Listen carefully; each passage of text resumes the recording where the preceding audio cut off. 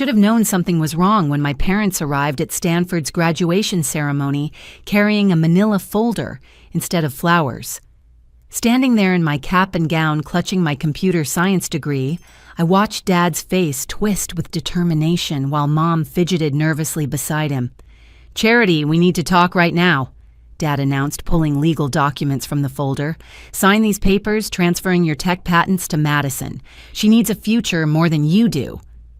When I refused, his face turned crimson with rage. He grabbed my diploma and ripped it clean in half, the tear echoing across the graduation lawn as my classmates gasped in horror.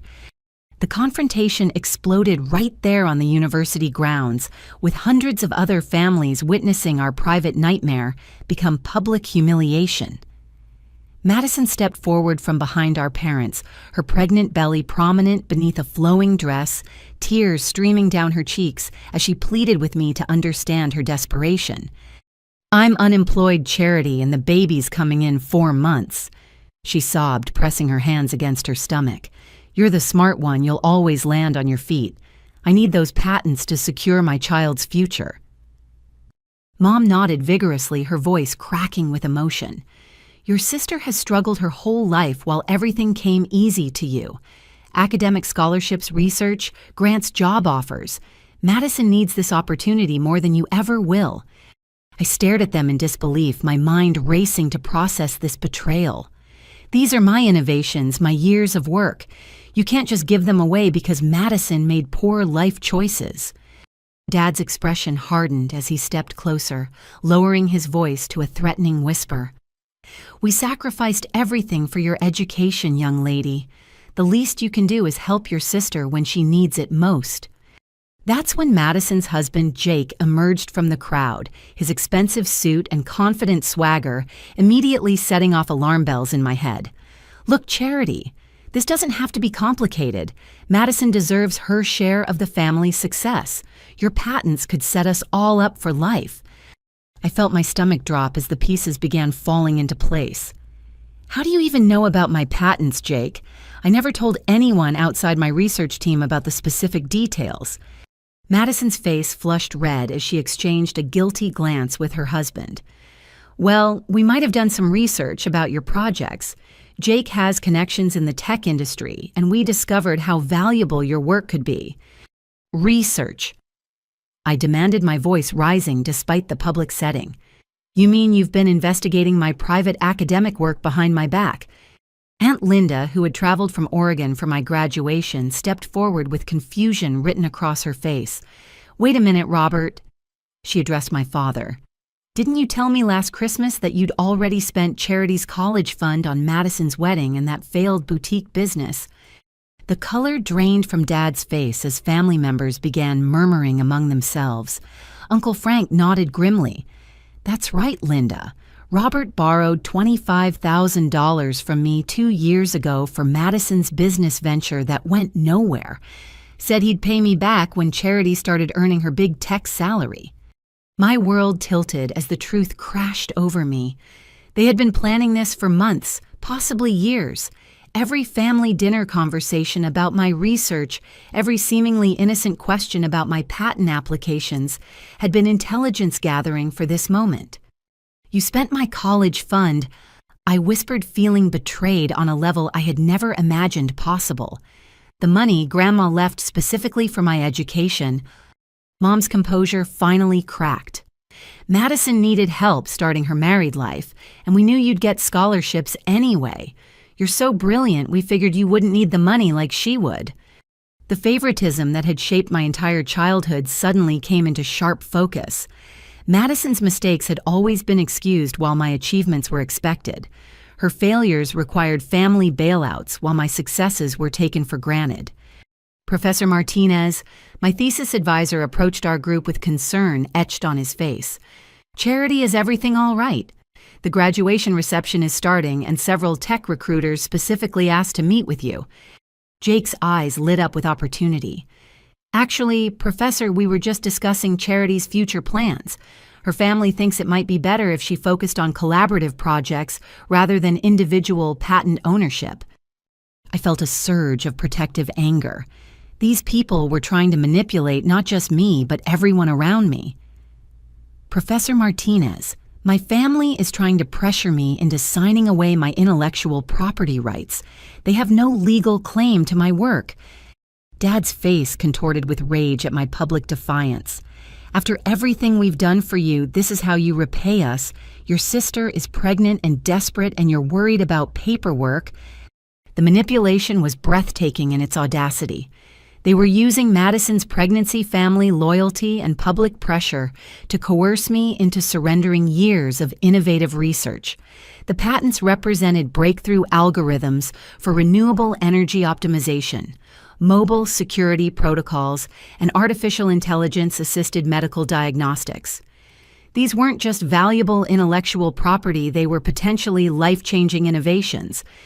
As graduation families continued walking past our heated argument, I realized this confrontation had been carefully orchestrated. The timing, the public setting, the emotional manipulation, even Jake's presence with his tech industry knowledge. This wasn't a spur-of-the-moment family discussion. This was a coordinated campaign to defraud me of my life's work. I drove back to my apartment in Palo Alto with my hands shaking on the steering wheel, the torn pieces of my diploma scattered across the passenger seat like confetti from the worst celebration imaginable. My mind kept replaying the graduation confrontation, trying to understand how my own family had transformed into strangers, willing to destroy me for money. When I climbed the stairs to my second-floor unit, something felt wrong immediately. The deadbolt was unlocked, though I distinctly remembered securing it before leaving for graduation. My key turned too easily in the handle, and the door swung open to reveal my worst nightmare. Madison sat at my kitchen table with file folders spread everywhere, while Jake hunched over my laptop computer, frantically photographing documents with his smartphone.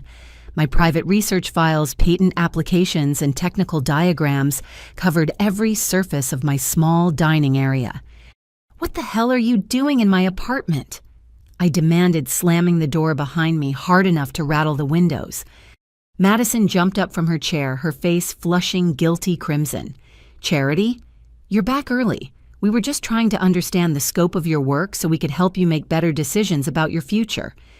"Help me." I laughed bitterly, surveying the violation of my privacy. "By breaking into my home and stealing my research, how did you even get inside?" Jake continued photographing documents without looking up, his fingers flying across his phone screen. "Madison had a spare key made months ago when she was helping you move furniture. We're not stealing anything, just documenting what already belongs to the family." I lunged forward and slammed my laptop shut, nearly catching Jake's fingers in the process. "Nothing here belongs to the family. These are my innovations created during my graduate research using my own intellectual labor." Madison started crying again, her pregnancy hormones amplifying every emotion. "You don't understand the pressure we're under, Charity.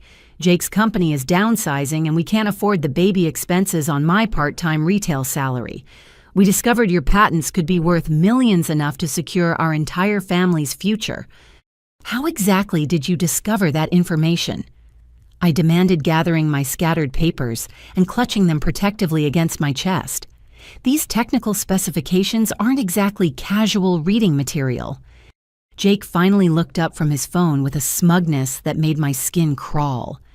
"I work in venture capital, Charity. Evaluating emerging technology is literally my job. When Madison mentioned your academic achievements, I did some research and realized your innovations have serious commercial potential." The pieces of their deception continued falling into place with sickening clarity. "So you've been monitoring my research progress and calculating its market value while pretending to be supportive family members. We prefer to think of it as looking out for everyone's best interests," Jake replied smoothly, tucking his phone into his jacket pocket. "Your work could benefit the entire family instead of just enriching one person." I felt violated in ways I had never experienced before. My own sister had been spying on me, documenting my private research, and planning to steal the fruits of my intellectual labor. The betrayal cut deeper than any romantic heartbreak or friendship disappointment I had ever endured. Madison, I need you both to leave my apartment immediately, I said, trying to keep my voice steady despite the rage boiling inside me. Take nothing with you and return that spare key you made without my permission. Charity, please listen to reason, Madison pleaded, reaching for my arm. The baby will need college funds, medical expenses, all kinds of support. Your patents could provide security for the next generation. I jerked away from her touch. Your financial planning failures are not my responsibility to solve. You made choices that led to this situation, and now you want to steal my work to fix your problems. Jake stood up slowly, his demeanor shifting from casual smugness to barely concealed threat. Actually, Charity, you might want to reconsider your position. Madison and I have been in contact with some tech companies that are very interested in your innovations. They're prepared to make substantial offers with or without your cooperation. My blood turned to ice as the implications hit me. Are you threatening to sell my intellectual property without my consent? That's patent fraud, Jake. It's a federal crime. Is it fraud if your family members are acting in your best interests? He countered with a lawyer's precision. Especially when you're clearly not equipped to handle negotiations with major corporations. Madison nodded enthusiastically, apparently oblivious to her husband's criminal suggestions. See, Charity Jake knows how to handle business deals. You should trust his expertise instead of being so stubborn about keeping everything for yourself. I realized that Madison wasn't just complicit in this scheme. She was genuinely convinced that stealing my work was somehow morally justified. The pregnancy, the financial pressure, and Jake's manipulation had warped her perspective until she believed fraud was acceptable if it benefited her family. Both of you need to understand something very clearly, I said, moving toward my apartment door and opening it wide. My patents are legally protected intellectual property. Any attempt to steal, sell, or transfer them without my explicit written consent will result in criminal charges and federal prosecution. Jake smiled coldly as he walked past me toward the door. You might be surprised how complicated patent law can become, especially when family relationships are involved. I'd suggest consulting with a lawyer before making any threats you can't back up. Madison lingered at the threshold, her eyes pleading for understanding. Charity, we're not your enemies. We're trying to help you see the bigger picture. Individual success means nothing if your family suffers. Individual success, I repeated incredulously. Madison, I've spent the last 3 years working 18-hour days to develop these innovations. I've sacrificed social relationships, sleep, and personal happiness to create something meaningful. This isn't individual success, it's the result of extraordinary personal sacrifice. She shook her head sadly. You've always been selfish, Charity. Even as kids, you never wanted to share your toys or achievements. Some things never change. The accusation stung because it revealed how completely she had rewritten our childhood history to justify her current behavior. Madison had always been the favored child who received extra attention, special allowances, and constant support for her various endeavors. Now she was casting herself as the victim of my supposed selfishness. After they left, I double-locked my door and immediately began photographing every document they had accessed. The scope of their invasion was breathtaking. They had rifled through my personal files, research notes, patent applications, technical diagrams, and even my private correspondence with professors and potential employers. I discovered that Jake had downloaded files from my computer and photographed my most sensitive technical specifications. They now possessed enough information about my innovations to potentially file competing patent applications or sell my ideas to corporate competitors. The realization hit me like a physical blow. My own family had orchestrated a sophisticated intellectual property theft operation, using emotional manipulation and family access to steal my life's work. The graduation ambush hadn't been an impulsive demand for sharing. It had been the culmination of months of planning, surveillance, and preparation for fraud. I sat on my couch surrounded by scattered papers, trying to process the magnitude of the betrayal. My patents covered breakthrough algorithms for renewable energy optimization that could revolutionize solar panel efficiency. My mobile security protocols addressed critical vulnerabilities in smartphone privacy protection. My artificial intelligence-assisted medical diagnostic system could help doctors identify diseases earlier and more accurately than current technology allowed. These innovations represented not just potential wealth, but genuine contributions to human welfare and technological progress. Madison and Jake wanted to steal them for personal financial gain, apparently without any consideration of the broader implications or the years of work they represented. As I organized my violated files, I began planning my counterattack. If my family wanted to play hardball with my intellectual property, they were about to discover that I was far better equipped for that battle than they had imagined. The next morning, I called in sick to my research assistant position and drove straight to downtown San Francisco to meet with Sarah Chen, the intellectual property attorney who had helped me file my original patent applications. Her office occupied the 32nd floor of a gleaming high-rise with panoramic views of the Bay Area that normally would have impressed me. Today, I barely noticed the scenery. Sarah listened to my account of the graduation confrontation and apartment invasion, with growing alarm taking detailed notes on her legal pad, while occasionally asking clarifying questions about dates and specific actions. "Charity, this situation is more serious than family drama," she said when I finished my story. "What you're describing sounds like organized patent theft with possible corporate backing." She pulled up several files on her computer screen and frowned at what she discovered.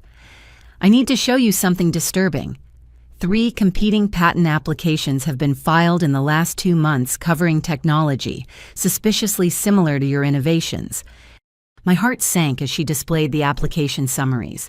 The renewable energy algorithms, mobile security protocols, and medical diagnostic systems were all represented, though, with slightly different technical language and implementation details.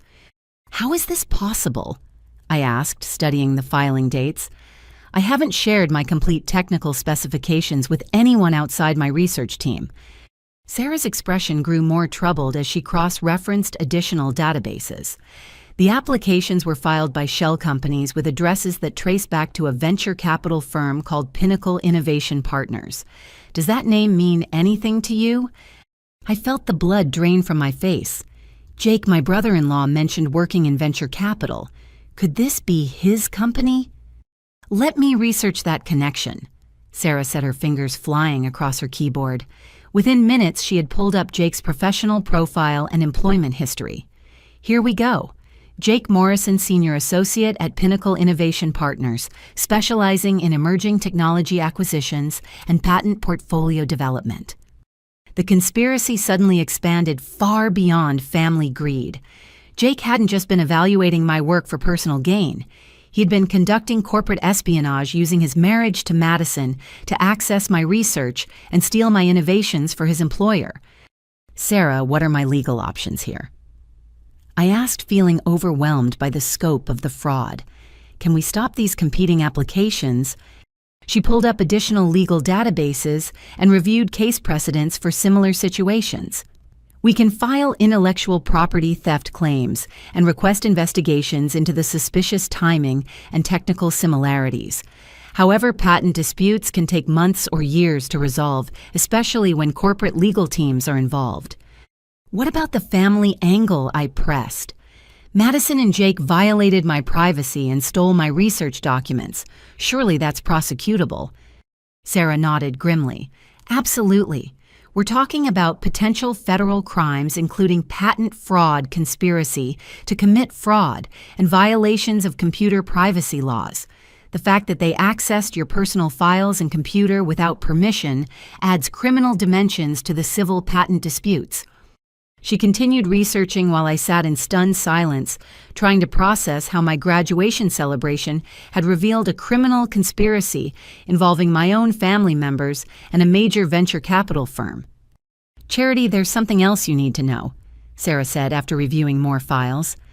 Pinnacle Innovation Partners has a history of questionable patent acquisitions. They've been involved in at least 6 other cases where recent graduates accuse them of stealing university research through various deceptive practices. So this isn't their first time targeting young inventors. I asked, feeling sick to my stomach. Definitely not. They appear to specialize in identifying promising innovations from graduate students and recent graduates, then using various pressure tactics to acquire the patents at below market value or outright steal the technology.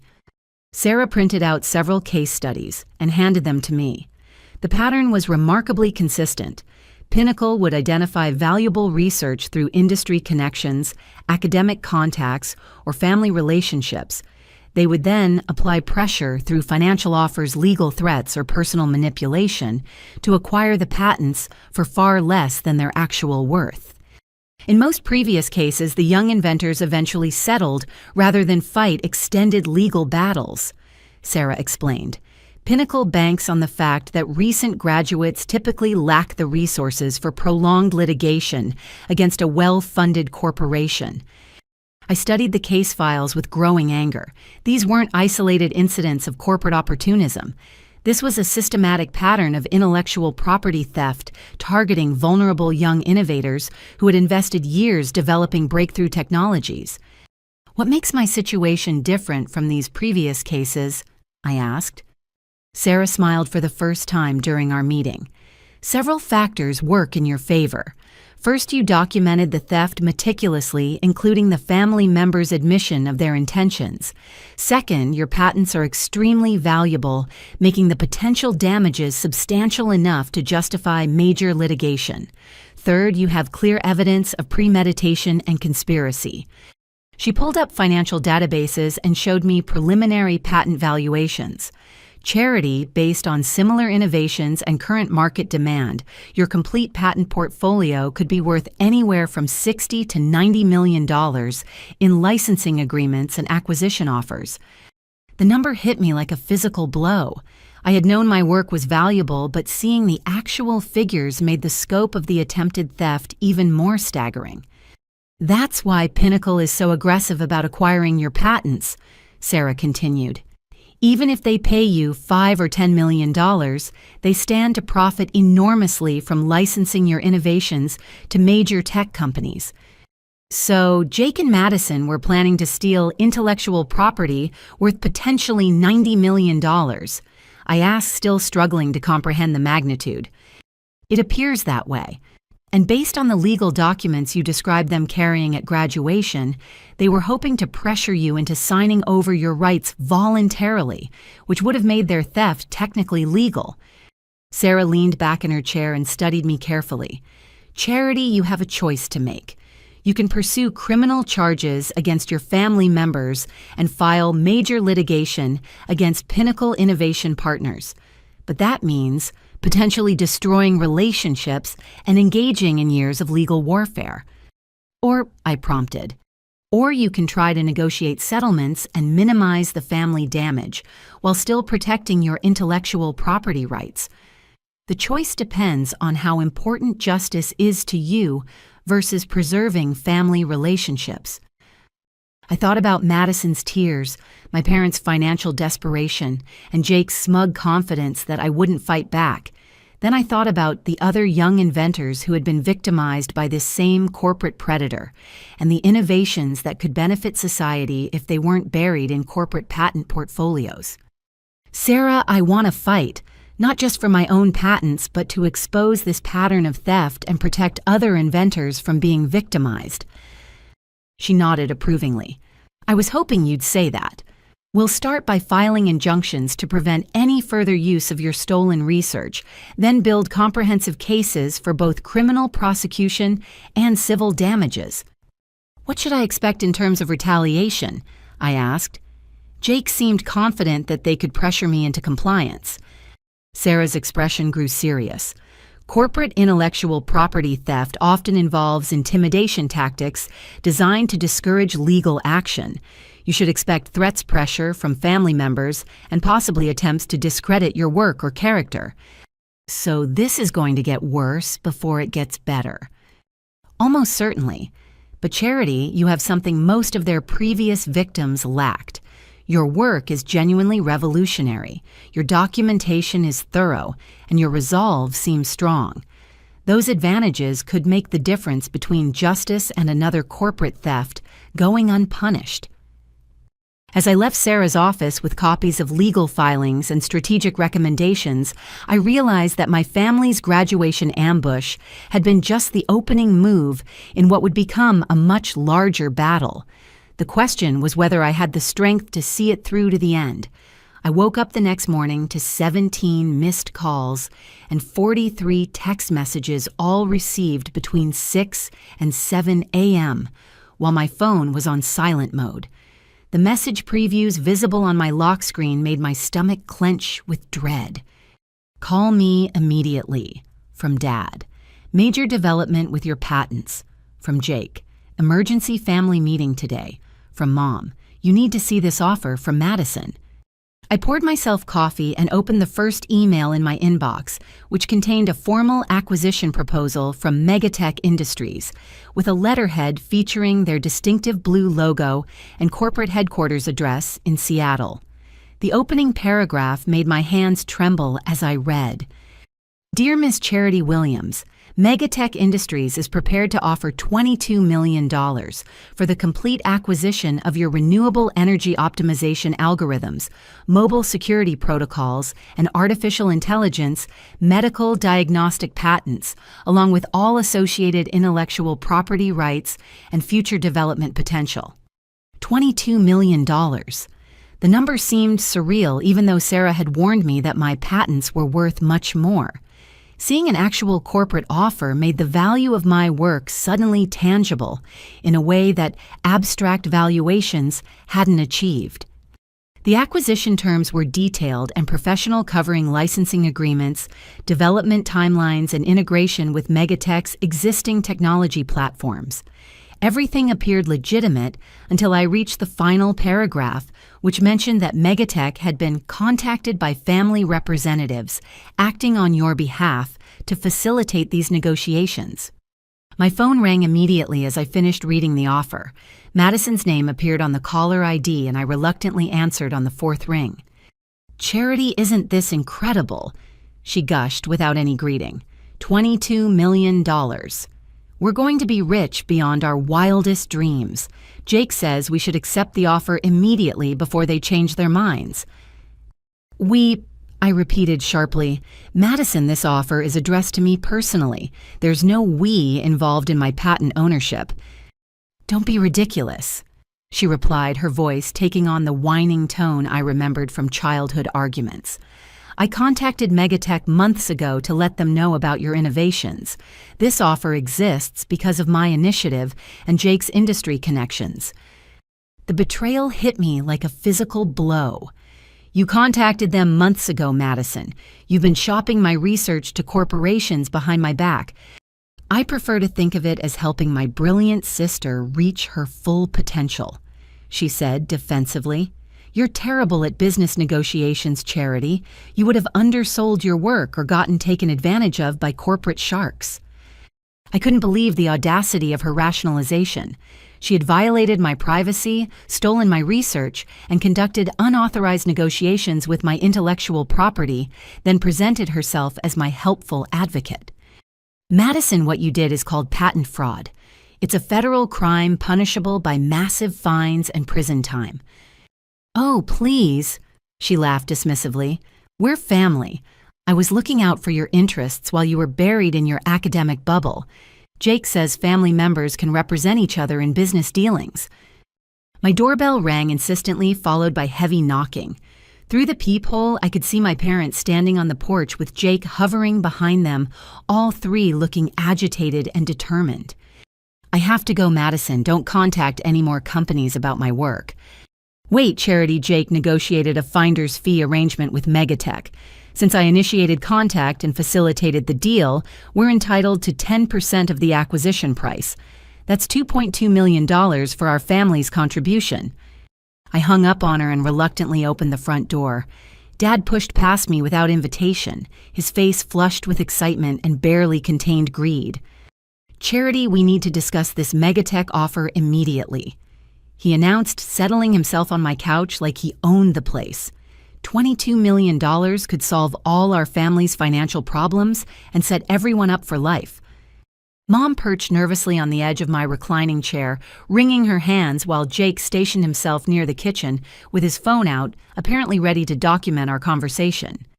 "This isn't a family decision, Dad," I said, firmly remaining standing near the door. "The offer is for my patents, which I own individually." "Don't be naive, Charity," Jake interjected smoothly. "Family wealth benefits everyone. Your parents sacrificed to support your education. Madison provided the industry connections that generated this offer, and I contributed the business expertise to structure the negotiations properly." "What negotiations?" I demanded. "I never authorized anyone to represent me in discussions with Megatech or any other corporation." Dad waved dismissively. "Details, details. The important thing is securing this incredible opportunity before it disappears. Jake says corporate offers like this are time-sensitive and could be withdrawn if we delay too long." The manipulation was breathtaking in its scope and coordination. They had conducted unauthorized negotiations, claimed credit for generating the offer, demanded substantial finder's fees, and were now pressuring me to accept terms I had no part in creating. "I want to understand something very clearly," I said, looking directly at Jake. "How exactly did you facilitate contact with Megatech? I never told anyone outside my research team about the specific technical details of my innovations." Jake's confident expression faltered slightly. "Madison mentioned your academic achievements during family conversations. I recognized the commercial potential and reached out to appropriate industry contacts to explore opportunities." "Industry contacts," I repeated slowly. "Jake, do you work for companies that compete with Megatech or do business with them?" "I work for Pinnacle Innovation Partners," he said carefully. "We occasionally collaborate with various tech companies on patent acquisition and development projects." The final piece of the puzzle clicked into place with sickening clarity. Jake worked for the same venture capital firm that had filed competing patent applications using my stolen research. He had been conducting corporate espionage while masquerading as family support. "Mom, Dad." "Oh," I said, turning to address my parents directly.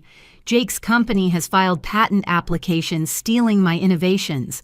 The Megatech offer isn't a legitimate business opportunity. It's part of a criminal conspiracy to defraud me of my intellectual property." Dad scoffed dismissively. "Charity, you're being paranoid and ungrateful. Jake is trying to help our family benefit from your talents instead of letting you waste opportunities through inexperience." "Have you seen the competing patent applications?" I asked. "Do you understand that Jake's employer is trying to steal my work and sell it to the highest bidder?" Mom looked confused and frightened. "I don't understand all these legal complications. I just know that Madison is pregnant and struggling, and $22 million could help everyone in the family." Jake stepped forward with renewed confidence. "Charity, you're overcomplicating a straightforward business opportunity. Megatech is offering excellent terms for your innovations. My involvement simply ensured that you received appropriate market value instead of being exploited by corporate negotiators." "Appropriate market value?" I laughed bitterly. "Jake, my patent attorney, estimates my complete portfolio is worth $60 to $90 million in licensing agreements. Your Megatech offer represents a fraction of the actual value." The room fell silent as the financial implications sank in. Dad's face went pale as he realized the scope of the money involved. Mom's hands flew to her mouth in shock. $60 to $90 million, Dad whispered. "Charity, are you certain about those numbers?" Jake quickly interjected before I could respond. "Patent attorneys always inflate valuations to justify their fees. $22 million is an excellent offer for unproven technology from a recent graduate." "Unproven," I snapped. "Jake, my renewable energy algorithms have already been tested by 3 major solar manufacturers. My security protocols are being evaluated by smartphone companies. My medical diagnostic system has shown 96% accuracy in clinical trials. This technology isn't theoretical, it's ready for commercial implementation." Dad looked back and forth between Jake and me, clearly trying to process the conflicting information. "So you're saying we might be leaving $60 or $70 million on the table by accepting this offer?"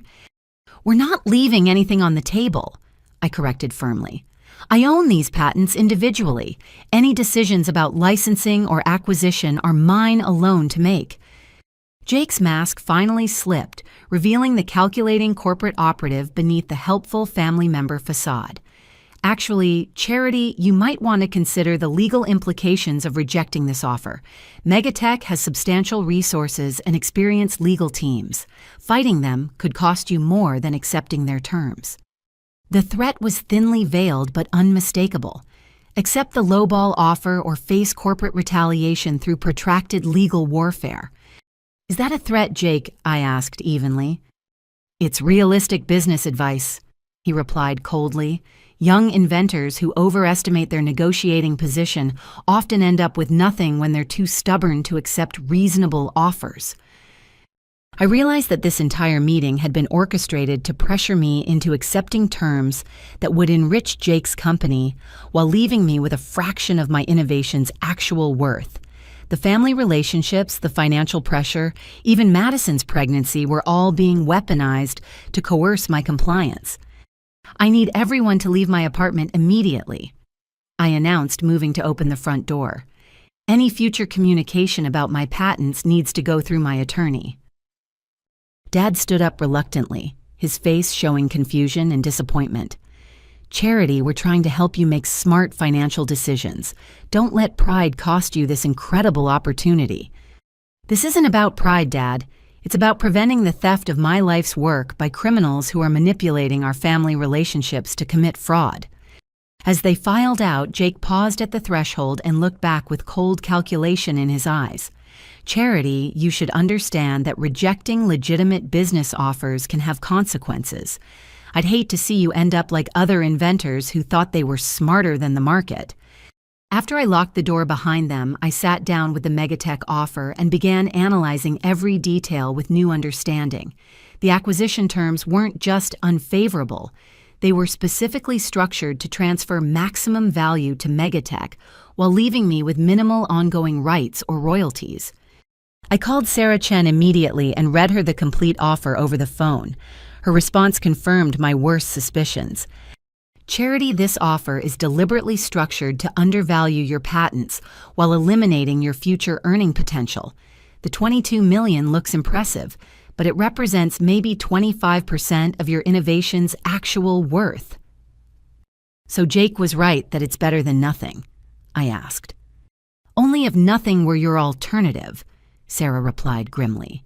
But you have multiple options, including much more lucrative licensing agreements that would preserve your ongoing rights and royalties. As I hung up the phone, I realized that my family's graduation ambush had been just the opening move in a sophisticated corporate theft operation. The real question was whether I had the courage to fight back against forces that were far more powerful and ruthless than I had ever imagined. I spent the next 3 days researching Megatech Industries and Pinnacle Innovation Partners, diving deep into corporate filings, executive profiles, and public records that painted a disturbing picture of systematic patent manipulation. What I discovered made my family's betrayal seem like amateur hour compared to the sophisticated criminal enterprise behind it. Megatech's acquisition history revealed a pattern of purchasing patents from young inventors at dramatically below market prices, then licensing the same technology to competitors for exponentially higher fees. Their renewable energy division alone had acquired 47 patents from recent graduates over the past 5 years, paying an average of $15 million per portfolio, while generating licensing revenues exceeding $200 million annually. But the connection to Pinnacle Innovation Partners was even more sinister.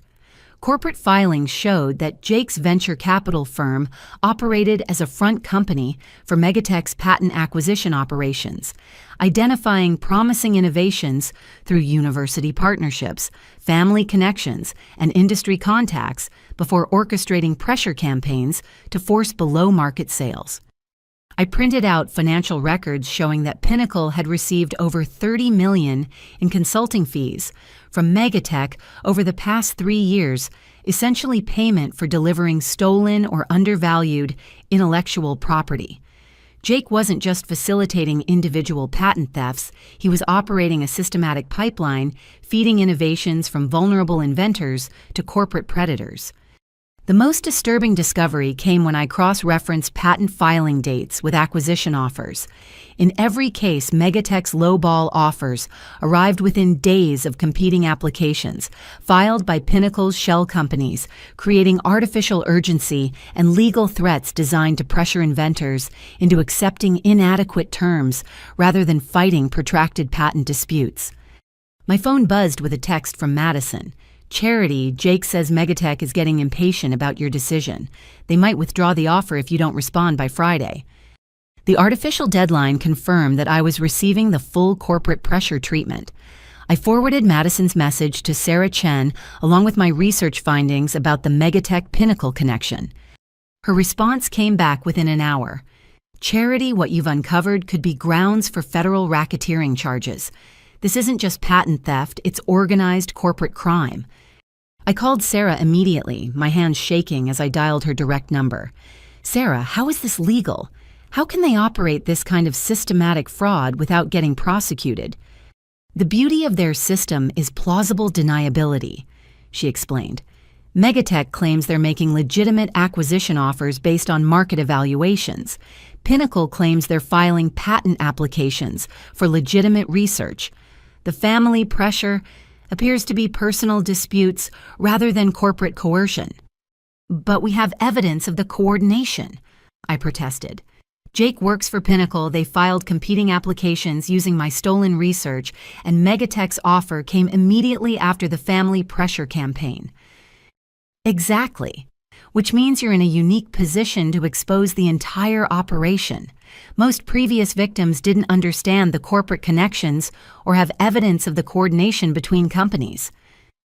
Sarah explained that federal prosecutors had been investigating similar patent manipulation schemes, but lacked sufficient evidence to prove criminal conspiracy. My case could provide the missing links needed to bring down the entire network. "What would that involve?" I asked, feeling both excited and terrified by the implications. "Full cooperation with federal investigators, detailed documentation of every interaction with family members and corporate representatives, and willingness to testify in criminal proceedings against everyone involved." The prospect of sending my own family members to federal prison made my stomach churn, even knowing they had betrayed me for corporate profit. "Sarah, what about Madison and my parents? Are they facing serious criminal charges?" "That depends on how much they knew about the corporate conspiracy. If they were unwitting pawns being manipulated by Jake, prosecutors might offer immunity in exchange for cooperation.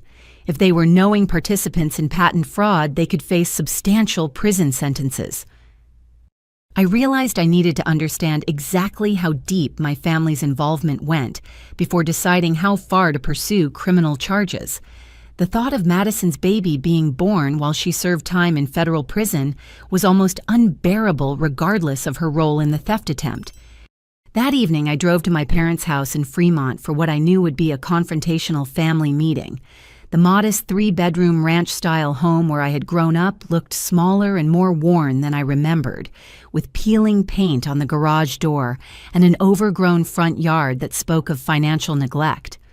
Madison's car was parked in the driveway next to Jake's BMW, confirming that the entire family would be present for whatever pressure campaign they had planned. I steeled myself for emotional manipulation and walked up to the front door where I had received countless hugs and birthday celebrations before corporate greed poisoned everything. Mom answered my knock with red-rimmed eyes and a wan smile. "Charity, sweetheart, I'm so glad you came. We need to work this out as a family." The living room felt cramped with all 5 adults gathered around the coffee table, which was covered with printed emails, legal documents, and financial statements. Jake had clearly prepared extensively for this meeting, with multiple folders organized by topic and a laptop computer open to what appeared to be corporate presentations. "Charity." Dad began without preamble. "We've been doing more research about your patent situation, and we think you're making a serious mistake by rejecting the Megatech offer." Jake opened his laptop and projected financial charts onto the television screen, displaying patent valuation models and market analysis graphs. Based on comparable technology sales and current market conditions, $22 million represents excellent value for unproven innovations from an unestablished inventor. Unestablished, I repeated incredulously. Jake, I graduated summa cum laude from Stanford with 3 years of graduate research and peer-reviewed publications. How exactly am I unestablished? Academic credentials don't translate directly to commercial success, he replied smoothly. Corporate buyers evaluate inventors based on track records of successful product launches and market penetration, not university achievements. Madison nodded enthusiastically, apparently convinced by Jake's corporate double-speak. See Charity. This is why you need Jake's expertise. You don't understand how business valuations really work. I pulled out my own folder containing the research I had compiled about Megatech and Pinnacle's criminal conspiracy. Actually, Madison, I've been doing some business research of my own. Jake, would you like to explain why your company filed competing patent applications using my stolen research 3 weeks before Megatech made their acquisition offer? The room fell silent as the implications sank in. Jake's confident expression faltered, and I saw him exchange a quick glance with Madison before regaining his composure. Charity. I think you're misunderstanding standard industry practices, he said carefully. Venture capital firms routinely file provisional patents to protect emerging technologies we're evaluating for investment purposes. Using stolen research documents photographed illegally in my apartment, I pressed, Jake, I have security footage of you and Madison breaking into my home and stealing my technical specifications. Dad looked confused and alarmed. Wait, what security footage, Jake, did you actually break into Charity's apartment? Jake's corporate facade finally cracked under the pressure. Robert, the situation is more complicated than Charity is making it sound. Madison had legitimate access to the apartment, and we were simply documenting family assets that could benefit everyone. Family assets. I laughed bitterly. Jake, those patents represent 3 years of my individual research conducted at Stanford University, using my personal intellectual labor. They're not family assets any more than my diploma or my academic transcripts. Mom wrung her hands nervously, clearly struggling to understand the legal implications. Charity, honey, I don't understand all these business complications. Can't we just share the money and avoid all this conflict? Mom, what Jake and Madison did is called patent theft. It's a federal crime that can result in massive fines and prison sentences. The Megatech offer isn't legitimate business. It's the end result of organized corporate fraud. Madison started crying again, her pregnancy hormones amplifying her emotional distress. Charity, you're trying to destroy our family over money. I'm having a baby in 3 months, and instead of supporting us, you're threatening to send us to prison. Madison, I'm not threatening anyone. I'm explaining that the actions you and Jake have taken constitute serious crimes under federal law.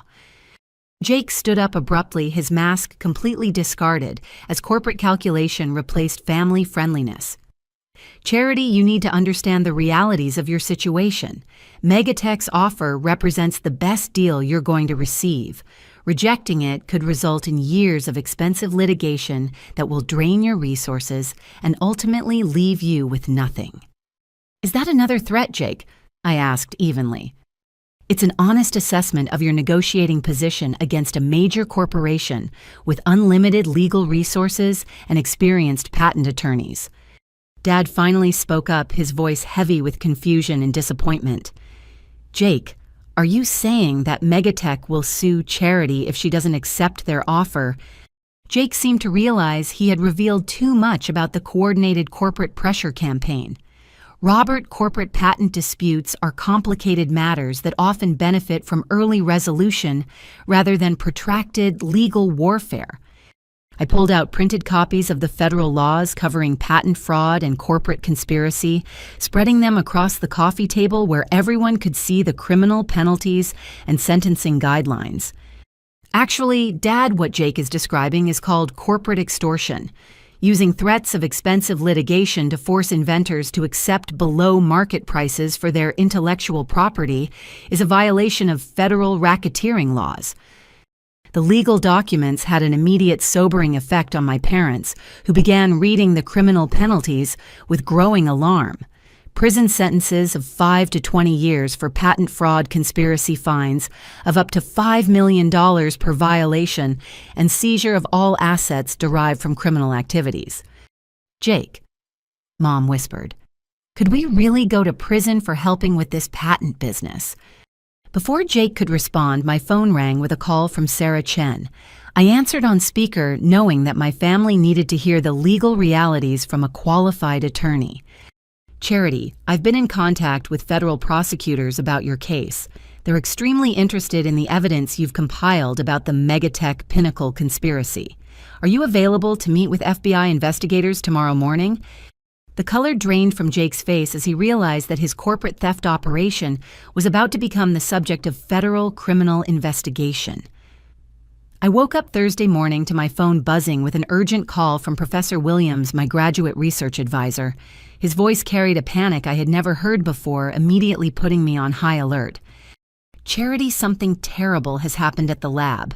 Someone broke into the engineering building last night and specifically targeted your research files. Campus security footage shows 2 individuals with apparent knowledge of our building layout and laboratory locations." I felt my stomach drop as the implications hit me. "Professor Williams, what exactly was stolen?" "I keep most of my current work on personal computers and cloud storage." "They took your physical research notebooks, prototype hardware backup drives, and all the printed technical documentation from your thesis project. But here's the strangest part. Charity. They left expensive equipment untouched and ignored other students' research materials entirely. This wasn't a random burglary looking for valuable electronics. The targeted nature of the theft confirmed my worst suspicions about the escalating corporate conspiracy. Jake and his accomplices were systematically destroying evidence of my original work to make it easier for them to claim ownership of my innovations. "Professor, did campus security get clear footage of the perpetrators?" I asked, already dreading the answer. "The footage quality isn't perfect because they wore hoodies and avoided direct camera angles, but one figure appears to be a pregnant woman while the other is a tall man in business clothing. Charity, do these descriptions match anyone in your family?" Madison and Jake had escalated from apartment invasion to university burglary, apparently willing to commit increasingly serious crimes to steal my intellectual property. The pregnancy that Madison kept using to justify her actions was now helping her commit felonies against her own sister. I drove immediately to Stanford's engineering campus, where Professor Williams met me at the entrance to our research building. The normally bustling laboratories felt eerily quiet as we walked through hallways where I had spent countless hours developing the innovations that were now the target of systematic theft. "The break-in occurred around 2:30 a.m., Professor Williams explained as we approached my former research station. They used a student access card to enter the building, then apparently had detailed knowledge of where your specific materials were stored. My work area had been methodically ransacked with filing cabinets, emptied computer drives removed, and even my personal coffee mug missing from the desk where I had left it. The precision of the theft was chilling. They had taken everything directly related to my research while leaving other students' work completely untouched. "Professor, how could they have student access to the building?" I asked, studying the scene of the crime. "That's the most troubling aspect," he replied grimly. "The access card used for entry belonged to Madison Williams, registered as a visiting family member for your thesis defense preparation. My sister had used her legitimate visitor access to commit burglary against me, violating not just family trust, but also university security protocols designed to protect valuable research. The betrayal reached new depths of calculated malice. Campus Security Officer Janet Morrison approached us with additional footage captured from exterior cameras. Ms. Williams, we have clear images of the vehicle used by the perpetrators. It's a black BMW sedan registered to Jake Morrison. Are you familiar with this individual? He's my brother-in-law. I replied, feeling sick at having to identify family members as criminal suspects. Jake Morrison works for Pinnacle Innovation Partners, a venture capital firm that's been trying to steal my patent portfolio.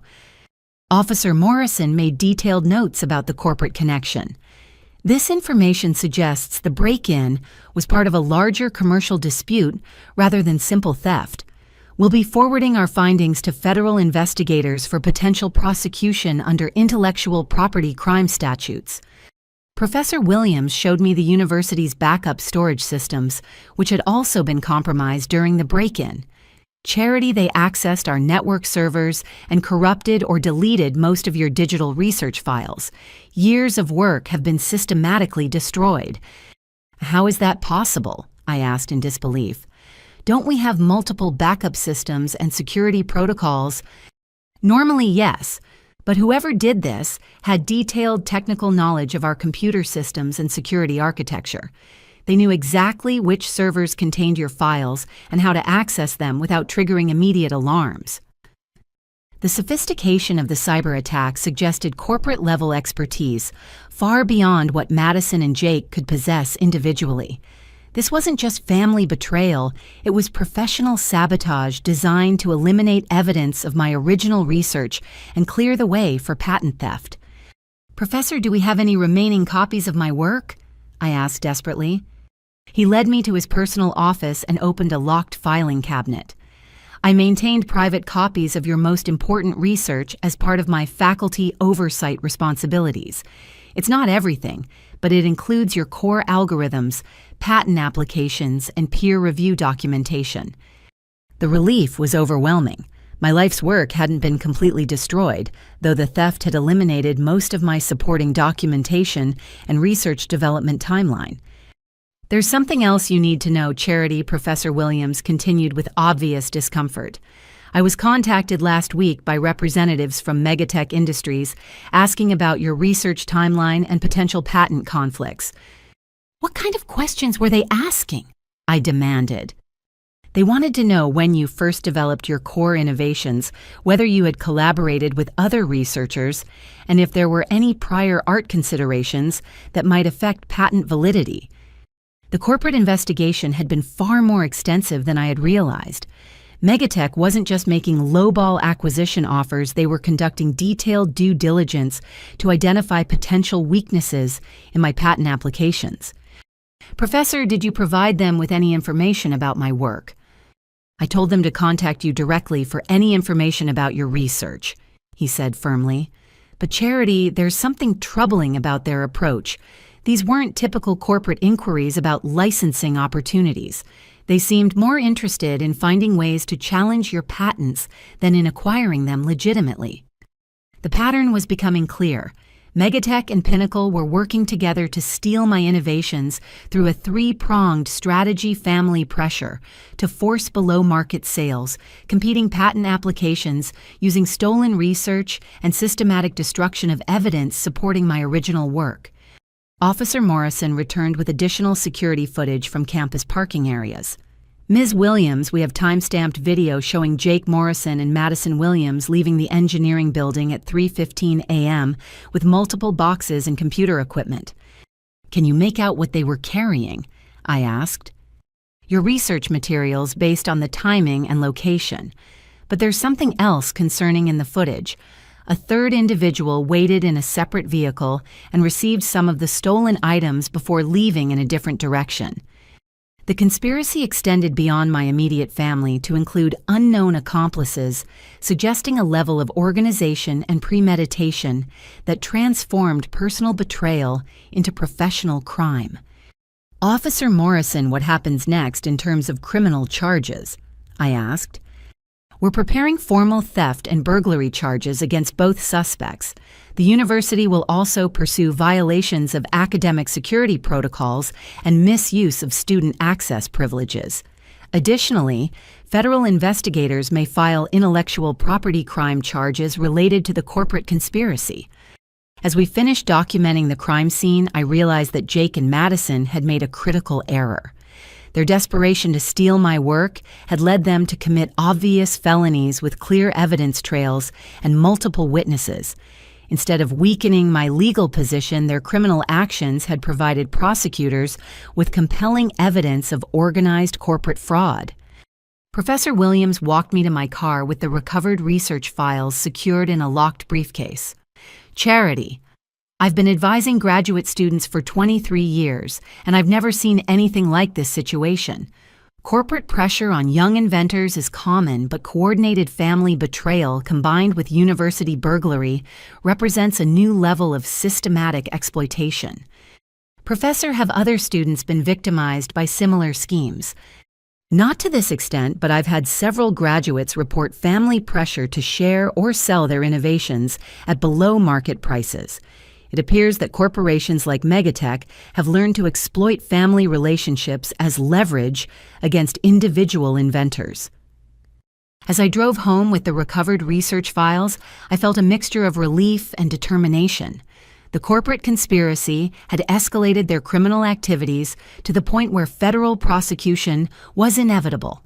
The question was whether I had the courage to see the process through to its conclusion, knowing that justice for my stolen innovations would likely destroy my relationship with Madison and potentially send her to prison while she was pregnant.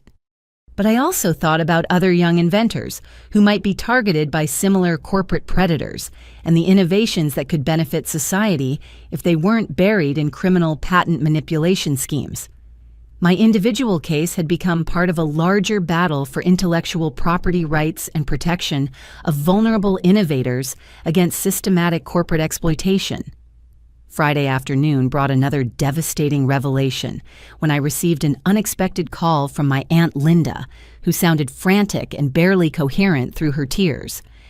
"Charity, sweetheart, I just got the most disturbing call from your mother. She's talking about losing the house bankruptcy and some kind of criminal investigation. What on earth is happening with your family?"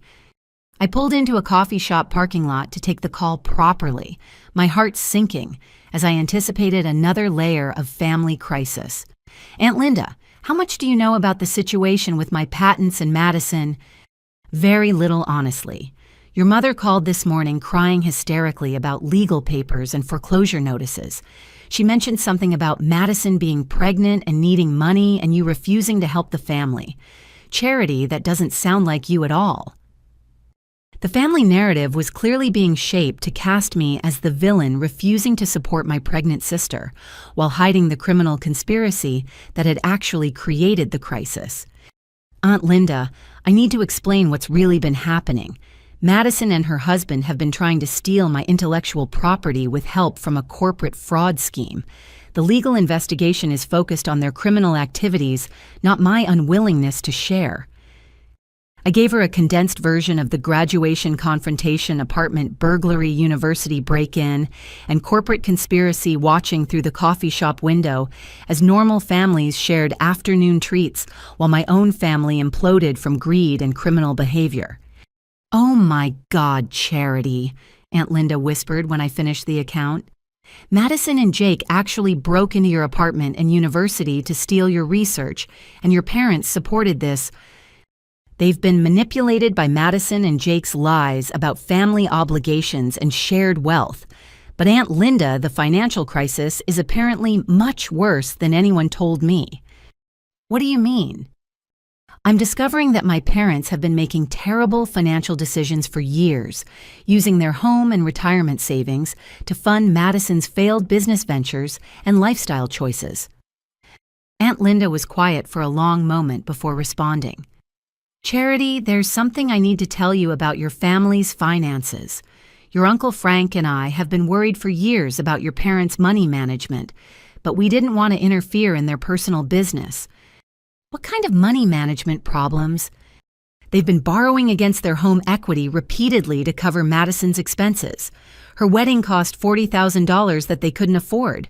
Her boutique business required another $30,000 in startup capital that was never repaid. Every time Madison has a financial crisis, your parents refinance or take out loans to bail her out." The pattern of financial enabling stretched back years, creating a foundation of debt and poor decisions that made my parents vulnerable to the current patent theft scheme. Aunt Linda, do you know how much debt they're carrying currently? Frank estimates they owe at least $200,000 between their mortgage home equity loans, credit card debt, and personal loans from family members. At their age and income level, it's essentially impossible for them to recover financially. $200,000 in debt explained my parents' desperate support for Madison's patent theft plan. They weren't just enabling her criminal behavior, they were facing their own financial ruin and saw my innovations as their only path to avoiding bankruptcy and homelessness. Has Madison been contributing anything to help with the family's financial situation? I asked. Aunt Linda laughed bitterly. Contributing Charity Madison has been living rent-free in your parents' basement for the past year, while Jake's income supposedly supports their lifestyle. But they keep asking your parents for money to cover unexpected expenses and temporary cash flow problems. So Madison and Jake are draining my parents' resources while planning to steal my patents for their own financial benefit. It appears that way, and now that their theft scheme has been exposed, your parents are facing criminal liability on top of their existing financial crisis. I felt overwhelmed by the scope of the disaster that greed and criminal behavior had created for my entire family. Even if criminal charges were dropped or reduced, the financial damage seemed irreversible. Aunt Linda, what are my parents' realistic options at this point? Bankruptcy is probably inevitable unless they receive substantial financial assistance. At their ages, they can't generate enough income to service their existing debt load, especially if legal bills are added to their expenses. The cruel irony was that my patents were worth enough to solve my parents' financial problems easily, but only if I cooperated with the criminal conspiracy to steal them. Refusing to be victimized meant watching my family face financial ruin as a consequence of their own poor decisions and criminal choices.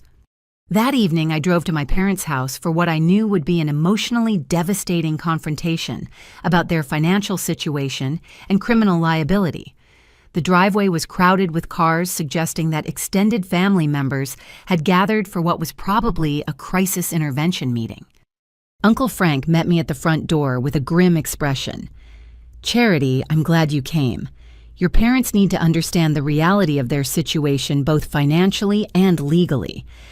The living room was packed with family members I hadn't seen in months: Aunt Linda, Uncle Frank, my cousin Sarah, and Madison's mother-in-law, Patricia, who had apparently been kept informed about the patent theft scheme. Mom sat in her favorite armchair looking decades older than her actual age, with papers scattered across her lap that appeared to be legal documents and financial statements. Dad paced near the fireplace with obvious agitation, while Madison huddled on the couch with red-rimmed eyes and tissues clutched in her hands. Jake was notably absent, which seemed ominous given the family gathering's apparent focus on resolving the crisis he had largely created. "Charity," Dad began without preamble, "we need to find a solution that works for everyone. This legal investigation is destroying our family and threatening our financial survival."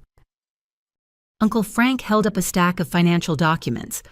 "Robert, before we discuss solutions, everyone needs to understand exactly how serious your financial situation has become." He spread mortgage statements, loan documents, and credit card bills across the coffee table, creating a paper trail of fiscal irresponsibility that painted a devastating picture of my parents' money management over the past 5 years. "Your current debt load exceeds $230,000, Uncle Frank announced. "Between mortgage payments, home equity loans, credit card minimums, and personal loan obligations, your monthly debt service is $4,800. Mom gasped at the number, apparently unaware of how completely their finances had deteriorated. "Frank, that can't be right.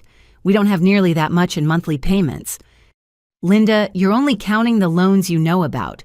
Robert has been taking payday loans and cash advances to cover the monthly payments on your other debts. The interest rates on those short-term loans are creating a spiral that's mathematically impossible to escape." Dad's face flushed with embarrassment as his financial deceptions were exposed to the entire family. Frank, those were temporary solutions to bridge cash flow gaps. Once Madison's patent deal comes through, we can pay everything off and start fresh. What patent deal? Uncle Frank demanded. Robert Madison and Jake have been charged with felony theft and burglary. There is no legitimate patent deal. Cousin Sarah, who worked as a paralegal, opened her laptop and displayed criminal law websites showing typical sentences for intellectual property crimes. Uncle Robert, Aunt Linda, you need to understand that if Madison and Jake are convicted of patent fraud conspiracy, they could face 5 to 20 years in federal prison. Madison broke down completely at the mention of prison sentences, sobbing uncontrollably while pressing her hands against her pregnant belly. I can't go to prison while I'm pregnant. The baby needs me. Patricia, Madison's mother-in-law, finally spoke up with obvious anger. Madison, honey, you should have thought about your baby before you committed crimes to steal your sister's life work. I wasn't stealing anything, Madison protested through her tears. I was trying to help Charity share her success with the family instead of keeping everything for herself. By breaking into her apartment and university to steal her research files, Patricia shot back. Madison, that's not helping. That's criminal behavior that could destroy your child's future. The family confrontation continued for over 2 hours with various relatives attempting to broker solutions that would minimize criminal liability while addressing the financial crisis. But every proposed compromise required me to surrender my intellectual property rights to criminals who had betrayed my trust and violated my privacy. Uncle Frank finally addressed me directly. Charity, I understand your anger about the theft attempt, and I support your right to protect your innovations. But is there any way to resolve this situation that doesn't result in Madison going to prison while she's pregnant? The question hung in the air as everyone stared at me, waiting for an answer that would somehow magically solve the crisis that criminal behavior and fiscal irresponsibility had created. Uncle Frank, I didn't create this situation, I replied carefully. Madison and Jake made deliberate choices to commit crimes against me. The consequences of those choices aren't my responsibility to fix. But you have the power to influence the outcome, he pressed. If you were willing to share some portion of your patent value, criminal charges might be reduced, and the family's financial crisis could be resolved. I realized that even the extended family members who sympathized with my situation were still hoping I would sacrifice my financial future to solve problems created by other people's criminal behavior and poor decisions. I need everyone to understand something very clearly, I said, standing up to address the entire room. My patents are worth $60 to $90 million. Sharing that wealth with people who tried to steal it from me would be rewarding criminal behavior and enabling future victimization of other inventors. The room fell silent as the full value of my innovations became clear to everyone present. Even Uncle Frank looked stunned by the scope of the money involved. 60 to 90 million, Dad whispered. Charity, are you absolutely certain about those numbers? Those are conservative estimates based on licensing potential and acquisition interest from legitimate corporations. Madison looked up through her tears with renewed desperation. Charity, with that much money, you could easily solve all our problems and still be incredibly wealthy yourself. Why won't you help your family? Madison, my family tried to steal my life's work through criminal conspiracy. Why would I reward that behavior by voluntarily giving you the wealth you attempted to obtain through fraud? As I left that evening, I realized that the financial crisis had created a moral test for everyone involved. Would we reward criminal behavior to avoid its consequences, or would we insist on accountability even when it caused additional family suffering?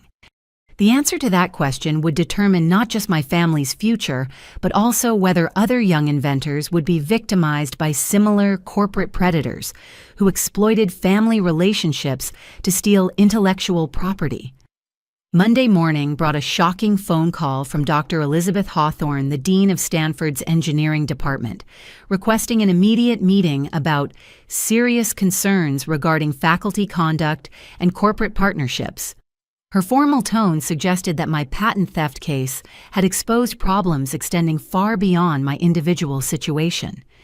I arrived at her office to find Professor Williams already seated across from her massive mahogany desk, looking uncomfortable and avoiding eye contact. The atmosphere felt tense, like the moment before a major academic disciplinary hearing. Ms. Williams. Dean Hawthorne began without preamble. We've conducted an internal investigation following the break-in at our research facilities. What we discovered raises troubling questions about faculty involvement in corporate intellectual property manipulation. Professor Williams shifted nervously in his chair. Elizabeth, I think you're overstating the situation. My interactions with Megatech were standard industry consultation arrangements. Richard, you failed to disclose that Megatech has been funding your research laboratory for the past 2 years in exchange for early access to promising student innovations.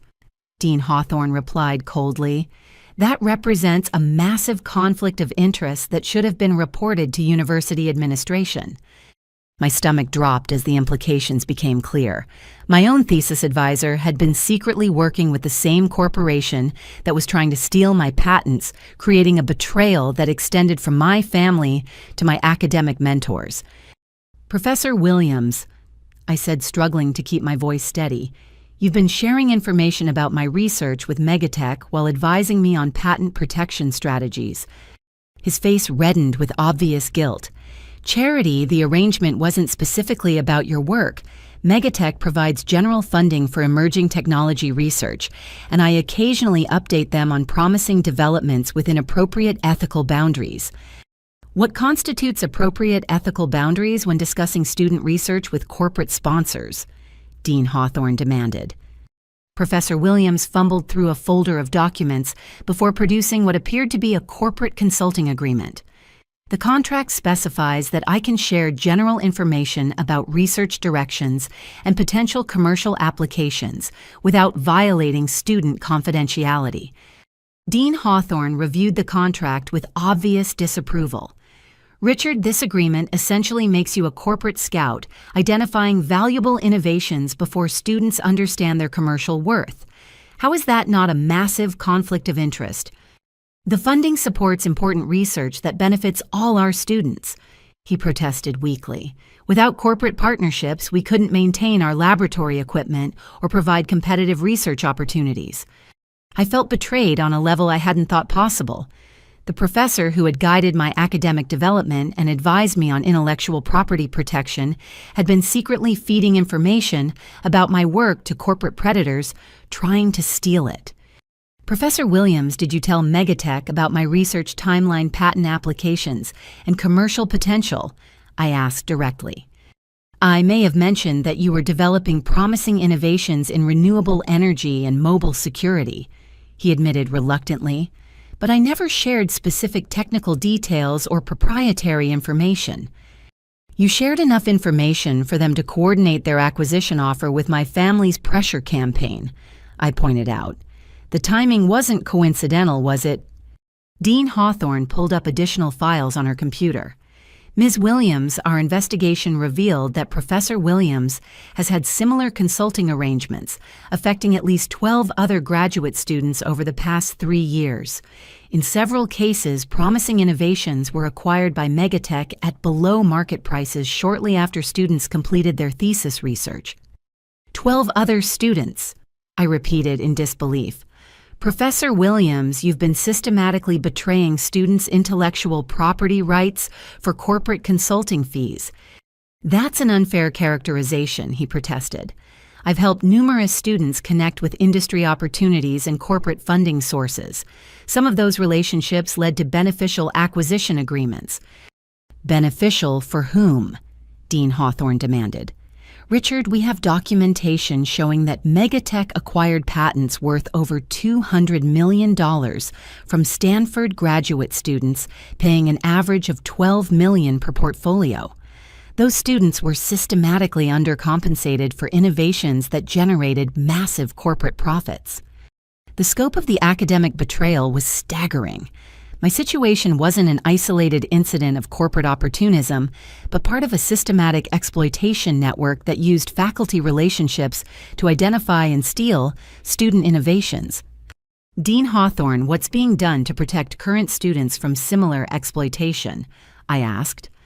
We're implementing new disclosure requirements for faculty consulting arrangements, mandatory oversight of corporate partnerships, and enhanced intellectual property protection for student research.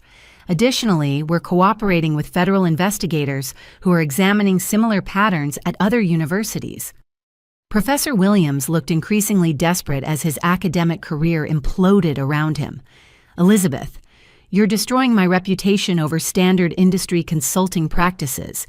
Every major research university maintains corporate partnerships. Not every professor uses those partnerships to systematically exploit student innovations for personal financial gain. She replied sharply, Richard, your consulting fees from Megatech exceed $200,000 over the past 2 years. You've been profiting directly from information about student research that you're supposed to protect. The financial motivation behind his betrayal made the personal violation even more painful. Professor Williams hadn't just failed to protect my interests, he had actively worked against them for corporate money. Professor Williams, I said, feeling a mixture of anger and disappointment, did you ever consider warning me that Megatech was targeting my innovations? Did you ever think about protecting my financial interests instead of serving corporate sponsors? Charity, I genuinely believe that connecting promising students with industry partners created beneficial opportunities. I never intended to harm your financial prospects. But you knew that Megatech was systematically undervaluing student patents and acquiring them through pressure tactics. Dean Hawthorne pressed. Professor Williams hesitated before responding, his silence effectively confirming his awareness of the corporate exploitation scheme. Richard, your employment with Stanford University is terminated effective immediately, Dean Hawthorne announced. Security will escort you from campus, and all corporate consulting arrangements are being transferred to university administration for legal review. I watched my former thesis advisor gather his personal belongings with a mixture of vindication and sadness. The man who had guided my academic development had betrayed my trust for corporate consulting fees, but his downfall still felt tragic in its scope and finality. Ms. Williams.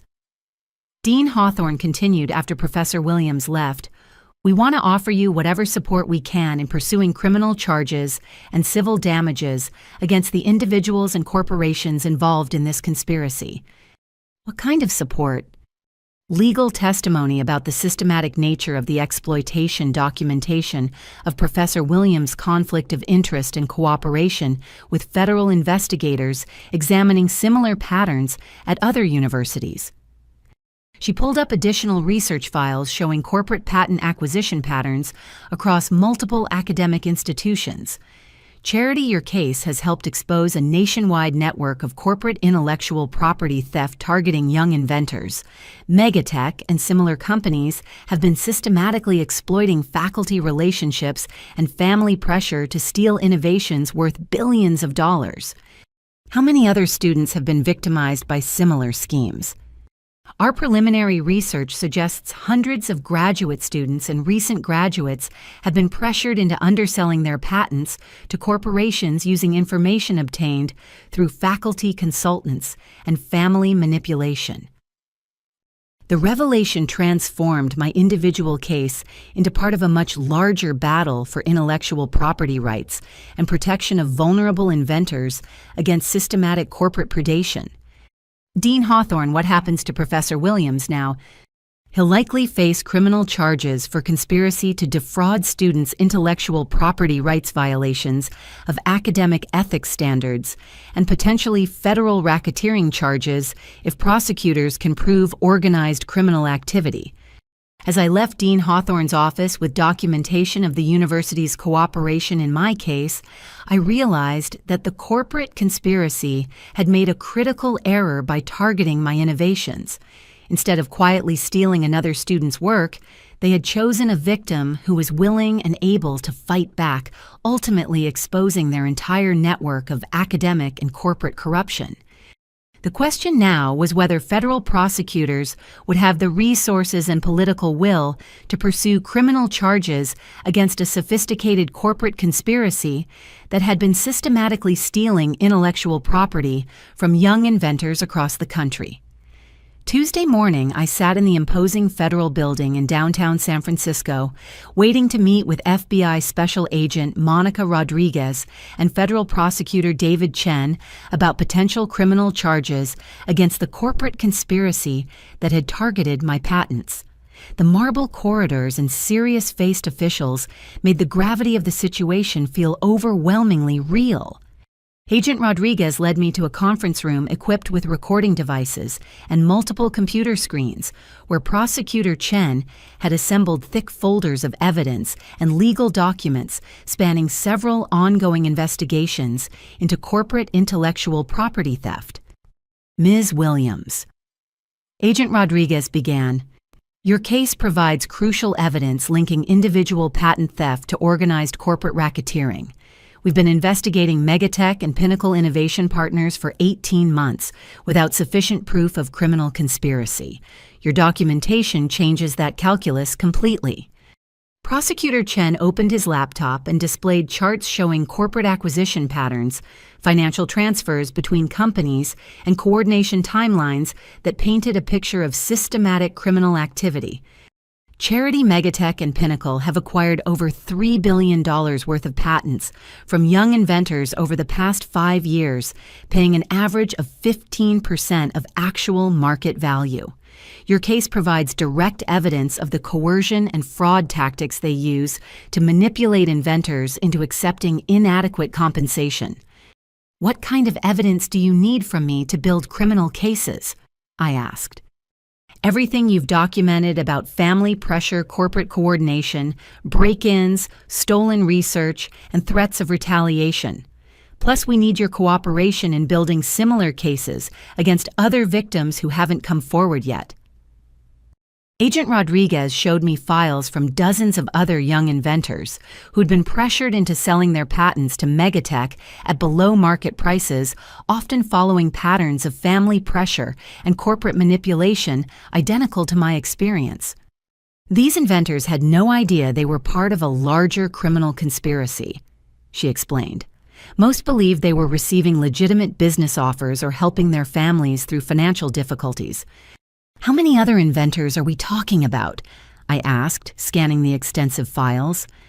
"At least 47 confirmed victims over the past 5 years, representing intellectual property theft exceeding $2 billion in actual value," Prosecutor Chen replied. "Your case provides the missing evidence we need to prove organized criminal activity rather than individual instances of corporate opportunism."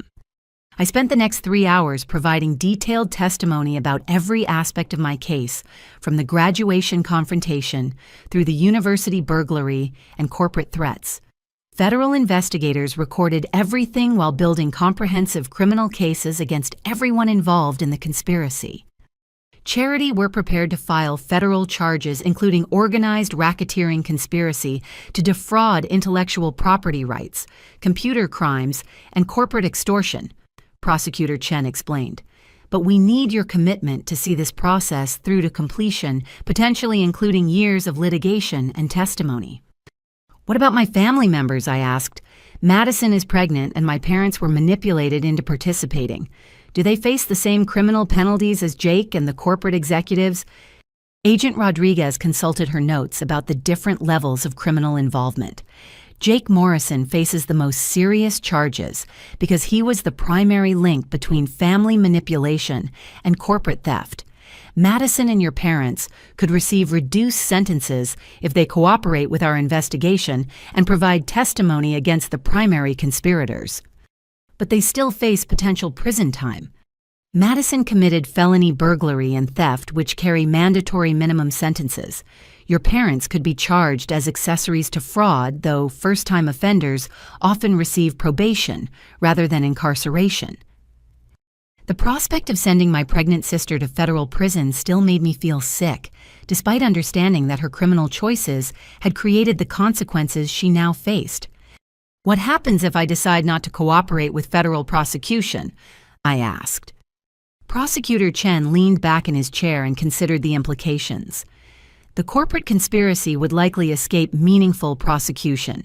Megatech and Pinnacle would continue systematically stealing intellectual property from other young inventors. Your family members would still face local charges for the break-ins and theft, but without federal conspiracy charges. So my cooperation determines whether this pattern of corporate theft gets stopped or continues victimizing other inventors. Essentially, yes. Your case provides the evidence and legal framework needed to dismantle this entire criminal network.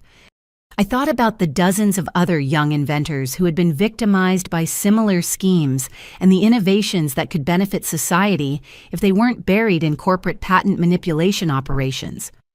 Agent Rodriguez, if I cooperate fully with federal prosecution, what kind of timeline are we looking at for resolution? Criminal trials typically take 18 to 36 months depending on the complexity of evidence and corporate legal challenges. Civil damages could take an additional 2 to 4 years to resolve completely. And during that time, my patents remain tied up in litigation rather than being developed or licensed.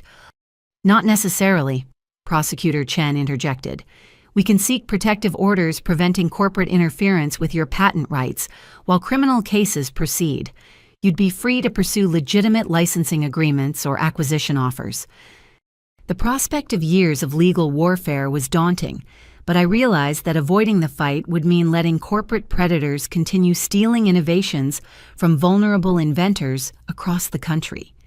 I want to move forward with full federal prosecution, I announced, not just for my own patents, but to stop this systematic exploitation of other inventors. Agent Rodriguez smiled approvingly. Charity, your decision will help protect hundreds of other young innovators from being victimized by similar corporate theft schemes. Over the next 2 hours, we planned the comprehensive legal strategy that would dismantle the corporate conspiracy while protecting my patent rights and minimizing family destruction where possible. What about Madison's pregnancy? I asked as we prepared to conclude the meeting.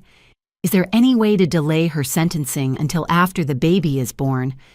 If she cooperates fully with our investigation and provides testimony against Jake and the corporate conspirators, we can recommend delayed sentencing and potentially reduced charges, Prosecutor Chen explained. The goal is justice not destroying families unnecessarily. And my parents? First-time offenders who were clearly manipulated by more sophisticated criminals rarely receive harsh sentences. Probation, community service, and restitution are more likely outcomes than incarceration. As I left the federal building with legal documents authorizing the comprehensive investigation, I felt a mixture of determination and apprehension about the battle ahead. The corporate conspiracy had made a fatal error by targeting my innovations, ultimately providing federal prosecutors with the evidence needed to expose and prosecute their entire criminal network. The question now was whether I had the emotional strength to endure years of legal warfare while watching my family face the consequences of their criminal choices and betrayal of my trust. But I also thought about the young inventors who would be protected from similar victimization and the innovations that could benefit society if they were developed legitimately rather than stolen through corporate fraud schemes. The fight ahead would be difficult, but it was necessary to protect both individual intellectual property rights and the broader system of innovation that drives technological progress in America. Wednesday morning brought an unexpected call from investigative journalist Rebecca Martinez at TechCrunch, who had somehow learned about my case through federal law enforcement sources and wanted to discuss a major expose on corporate patent theft targeting young inventors. Ms. Williams, she said during our phone conversation, I've been investigating systematic intellectual property theft in Silicon Valley for 6 months. Your case provides the missing piece that connects individual patent fraud to organized corporate racketeering. I met Rebecca at a quiet coffee shop in Palo Alto where she showed me preliminary research documenting similar patent theft schemes affecting dozens of other recent graduates from prestigious universities across the country. Her investigation had uncovered a network of corporations using family pressure and academic betrayal to steal innovations worth billions of dollars. Charity Megatech and Pinnacle Innovation Partners aren't isolated bad actors. She explained spreading printed documents across our table. They're part of a systematic industry practice that exploits the vulnerability of young inventors who lack legal resources and business experience. Her research files contain stories remarkably similar to mine family members pressured into demanding patent transfers, professors secretly sharing student research with corporate sponsors, and sophisticated manipulation campaigns designed to force below-market patent sales. Rebecca, how many other inventors have been victimized by these schemes? My investigation has documented at least 60 confirmed cases over the past 7 years representing intellectual property theft exceeding $4 billion in actual market value. She replied grimly. Most victims never realized they were part of organized criminal activity. She showed me interview transcripts from other young inventors who'd been pressured into selling their patents to Megatech and similar corporations after experiencing family pressure campaigns and academic betrayal identical to my situation. The corporate strategy is brilliant in its simplicity, Rebecca continued. Target promising innovations from recent graduates who are emotionally and financially vulnerable. Use faculty consultants to identify valuable patents before inventors understand their commercial worth. Apply family pressure and financial manipulation to force quick sales at below-market prices. What happens to the stolen innovations after corporations acquire them? Megatech typically licenses them to competitors for 10 to 20 times what they paid the original inventors. Your renewable energy algorithms, for example, could generate over $200 million in licensing revenue over the next decade. The scope of the systematic theft was staggering. Corporations weren't just stealing individual patents, they were operating sophisticated networks designed to identify and acquire valuable innovations through fraud and manipulation. Rebecca, what kind of impact would a major media expose have on these corporate practices? Public attention and regulatory scrutiny could force changes in industry practices, especially if federal prosecutors file criminal charges based on your evidence. Media coverage also encourages other victims to come forward and seek justice. Over the next hour, we planned a comprehensive media strategy that would expose the corporate conspiracy while protecting my legal interests and family privacy where possible. Charity, I want to publish your story as the centerpiece of a broader investigation into systematic patent theft. Your case provides concrete evidence of criminal activity that previous victims couldn't document as thoroughly. What about corporate retaliation? I asked. Megatech has substantial resources and experienced legal teams. That's why timing is crucial. We'll coordinate publication with federal criminal filings, making corporate intimidation tactics much more difficult and legally risky. Rebecca contacted her editors at TechCrunch, while I called Agent Rodriguez to coordinate media timing with criminal prosecution strategy. The federal investigation was progressing rapidly with arrest warrants being prepared for Jake and several corporate executives. Agent Rodriguez, how will media coverage affect your criminal cases? I asked during our phone conversation. Public attention typically helps federal prosecution by encouraging additional victims to come forward and creating political pressure for aggressive enforcement. We support coordinated media exposure as long as it doesn't compromise ongoing investigations. Thursday afternoon, Rebecca's comprehensive exposé went live on TechCrunch with the headline, "The Patent Thieves: How Silicon Valley Corporations Systematically Steal Innovation from Young Inventors." My story anchored the investigation with detailed documentation of the family pressure campaign, academic betrayal, and corporate conspiracy. The article included interviews with 12 other victims of similar patent theft schemes, financial analysis showing billions of dollars in stolen intellectual property, and expert commentary about the need for stronger protection of young inventors' rights. Within hours, the story exploded across social media platforms, technology news websites, and major mainstream publications. Patent theft began trending on Twitter as other victims shared their experiences with corporate manipulation and family pressure campaigns. My phone buzzed constantly with calls from reporters, other young inventors sharing similar stories, and supporters expressing outrage about systematic corporate exploitation of vulnerable innovators. The response was overwhelming in both scope and emotional intensity. By Friday morning, Megatech's stock price had plummeted 12% as investors reacted to allegations of systematic criminal activity and potential federal prosecution. Corporate executives issued carefully worded denials, while their legal teams scrambled to contain the public relations disaster.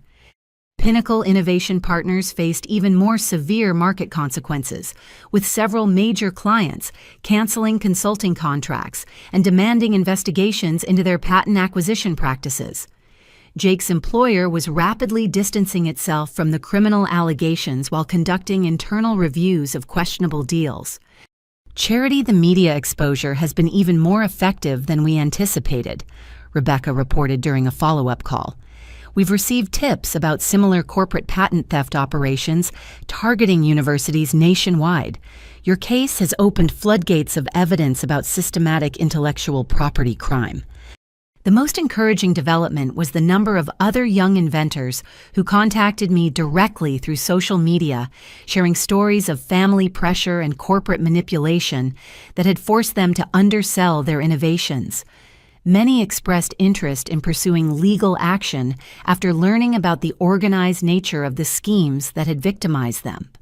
Saturday brought a particularly satisfying development when Madison called me for the first time since the federal investigation began, her voice shaking with fear and desperation. "Charity, the news coverage is destroying our family's reputation," she sobbed through the phone. "Everyone in town knows about the criminal charges and patent theft. Jake's employer fired him, and I can't show my face anywhere without people staring and whispering." Madison, the media coverage is simply reporting the facts about criminal activities that you and Jake chose to commit. The consequences are the natural result of your decisions. "But I'm pregnant," she protested. "The stress is affecting the baby. My doctor says I need to avoid emotional trauma during the final months of pregnancy." "Then you should have considered that before committing felonies to steal my life's work."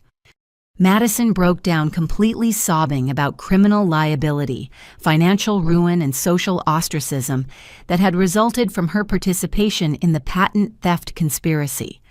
The pregnancy that she had used to justify stealing my innovations was now making the consequences of her criminal choices more difficult to bear.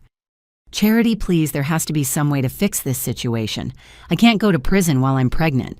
The baby needs me." "Madison, you can cooperate fully with federal prosecutors and provide testimony against Jake and the corporate executives who organized this criminal conspiracy. Agent Rodriguez told me that cooperation could significantly reduce your charges." "But that means betraying Jake and potentially sending him to prison for decades. Jake betrayed our entire family by manipulating us into a criminal conspiracy for his employer's benefit. Why do you feel loyalty to someone who destroyed your life for corporate profit?" The conversation continued for another 20 minutes with Madison gradually accepting that her only path to reduced criminal liability required full cooperation with federal prosecution and complete honesty about Jake's role in organizing the patent theft scheme.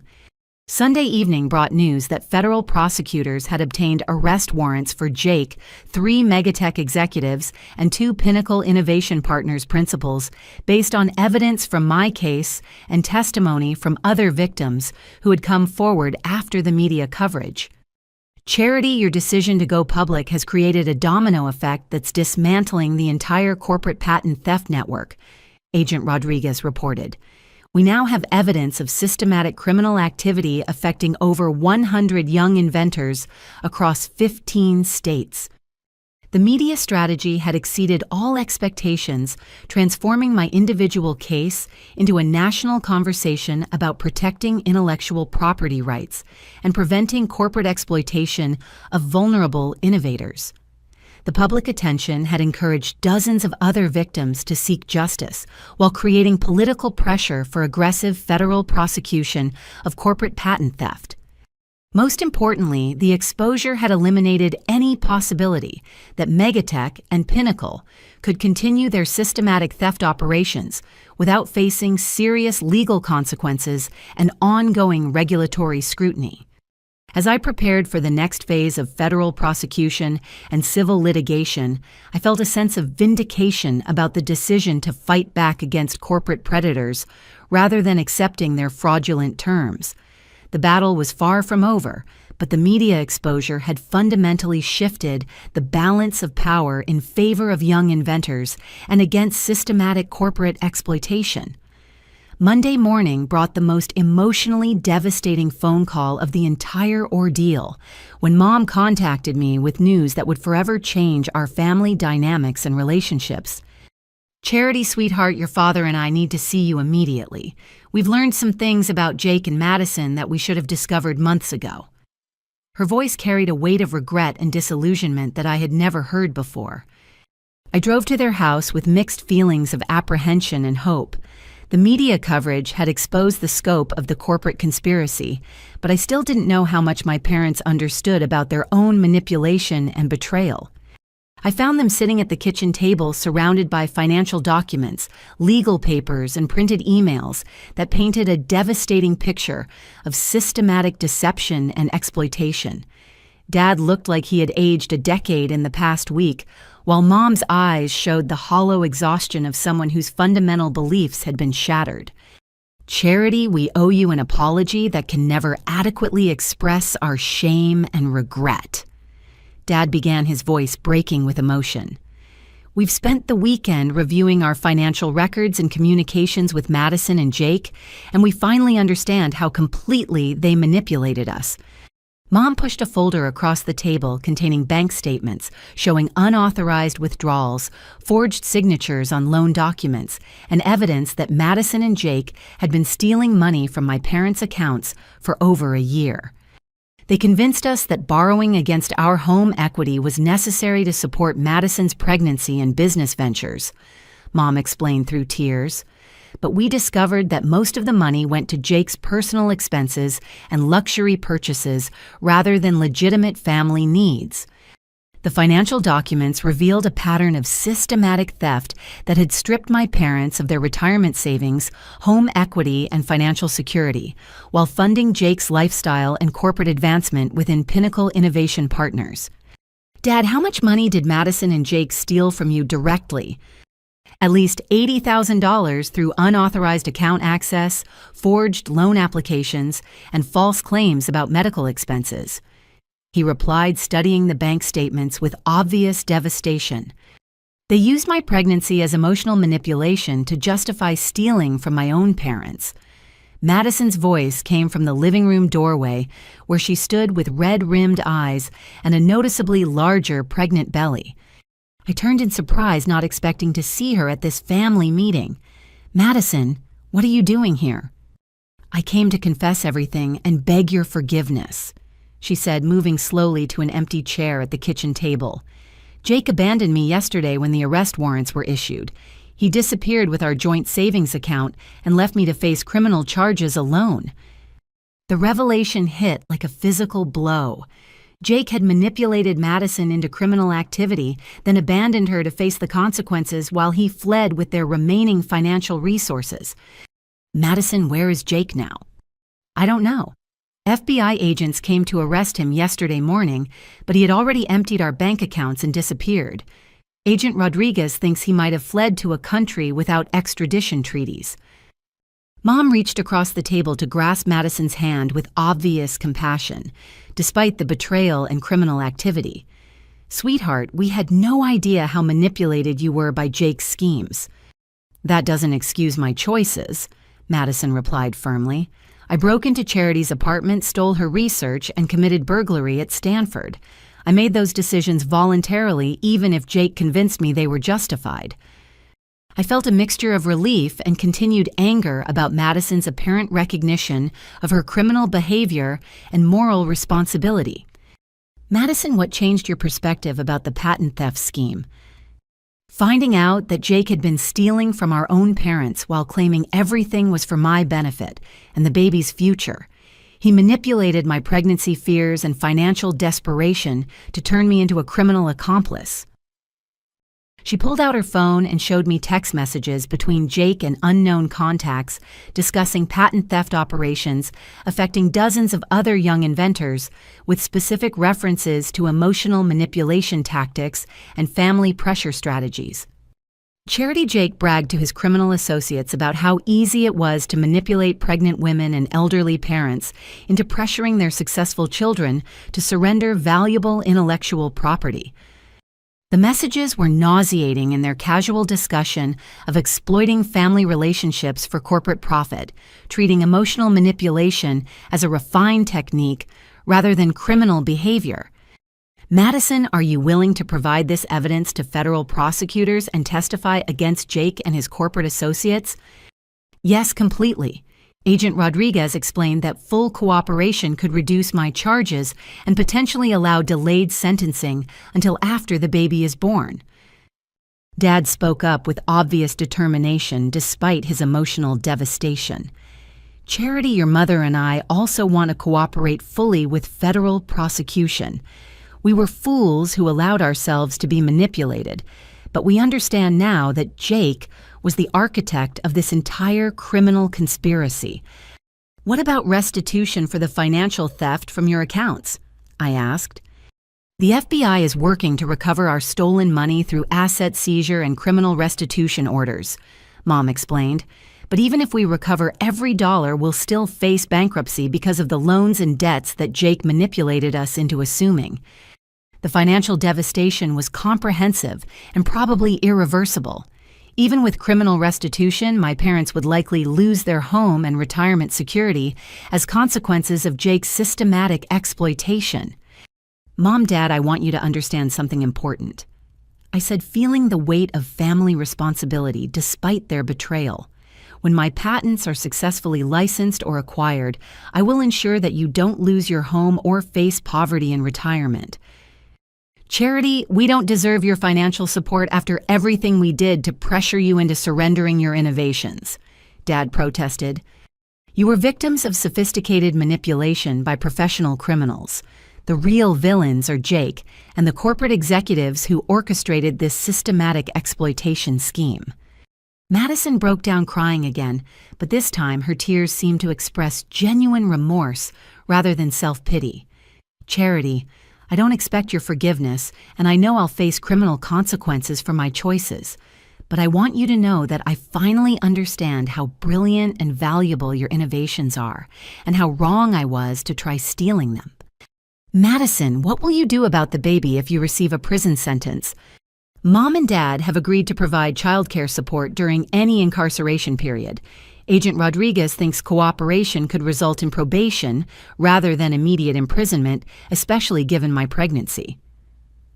Over the next 2 hours, we planned the family's cooperation strategy with federal prosecutors while addressing the financial crisis that Jake's theft had created for my parents' retirement security.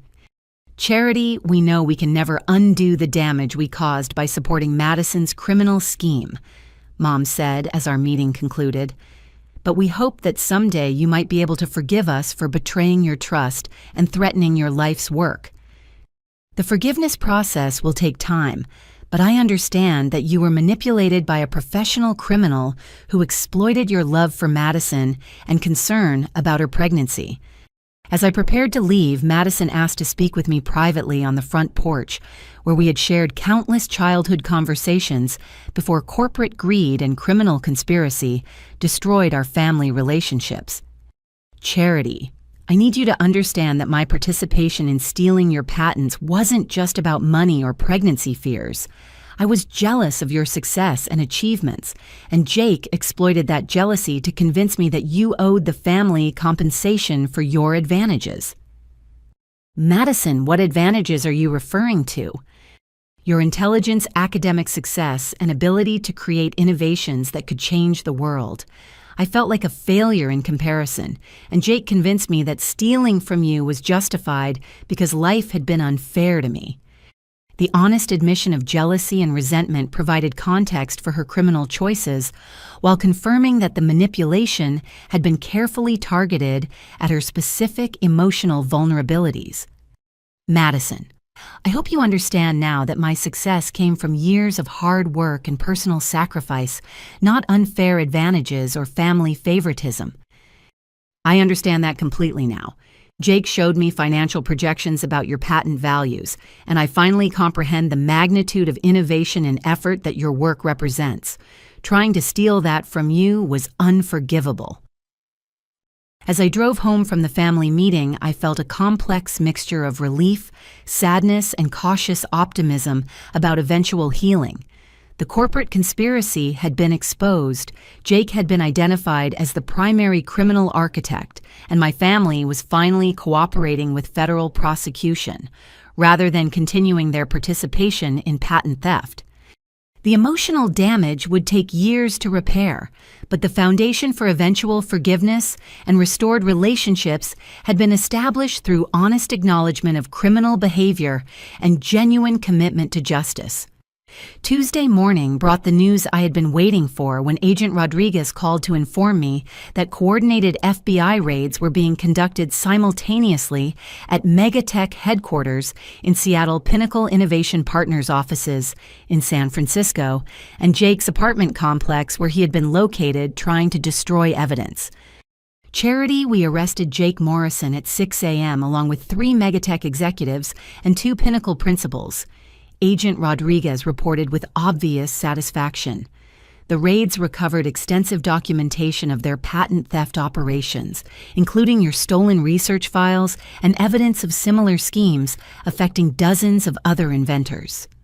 I felt a surge of vindication mixed with relief that the criminal conspiracy was finally facing serious law enforcement consequences. The months of family betrayal, academic violations, and corporate threats were culminating in arrests and criminal charges that could dismantle the entire theft network. Agent Rodriguez, what kind of evidence did you recover during the raids? Computer files documenting systematic patent theft operations, financial records showing payments to corrupt faculty consultants, and communications, proving coordination between family pressure campaigns and corporate acquisition offers. Jake's apartment contained detailed files on over 60 young inventors targeted for patent theft. The scope of the criminal operation exceeded even my worst suspicions about systematic corporate exploitation of vulnerable innovators. Jake hadn't just manipulated my family, he had been operating a sophisticated intelligence network identifying and targeting promising inventors across multiple universities. What about the stolen research files from my apartment and Stanford? Recovered completely along with similar files stolen from other inventors. Jake maintained detailed archives of stolen intellectual property, apparently as insurance against his corporate employers. I drove immediately to the federal building to review the evidence recovered during the raids, meeting with Prosecutor Chen and Agent Rodriguez in the same conference room where we had planned the legal counterattack months earlier. Charity, the evidence we recovered transforms your individual case into a comprehensive criminal conspiracy involving multiple corporations, universities, and hundreds of victim inventors. Prosecutor Chen explained displaying computer screens filled with financial transactions and corporate communications.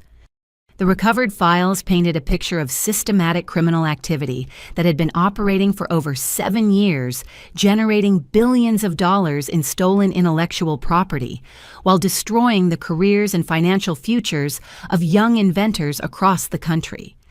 Jake Morrison maintained detailed spreadsheets tracking patent theft operations, including target identification, family manipulation strategies, corporate coordination timelines, and profit distribution among criminal participants. Agent Rodriguez reported, She showed me printed pages from Jake's files containing personal information about my family, financial vulnerabilities, and manipulation tactics specifically designed to pressure me into surrendering my patent rights. He studied our family dynamics for months before launching the graduation confrontation. I realized with disgust, Madison's pregnancy, my parents' financial problems, even my relationship with Professor Williams were all factored into his manipulation strategy. The level of premeditation and systematic planning elevates these charges from simple patent theft to organized racketeering under federal RICO statutes. Prosecutor Chen explained, Jake and his corporate accomplices face potential sentences of 20 to 40 years in federal prison. The recovered evidence also revealed the scope of corruption within academic institutions, with professors at 15 major universities receiving consulting payments in exchange for identifying and betraying promising student innovations. Professor Williams was just one node in a network of corrupt faculty members who were systematically violating their ethical obligations to students for corporate money. Agent Rodriguez continued, the universities involved face massive liability for enabling intellectual property theft through inadequate oversight of faculty consulting arrangements.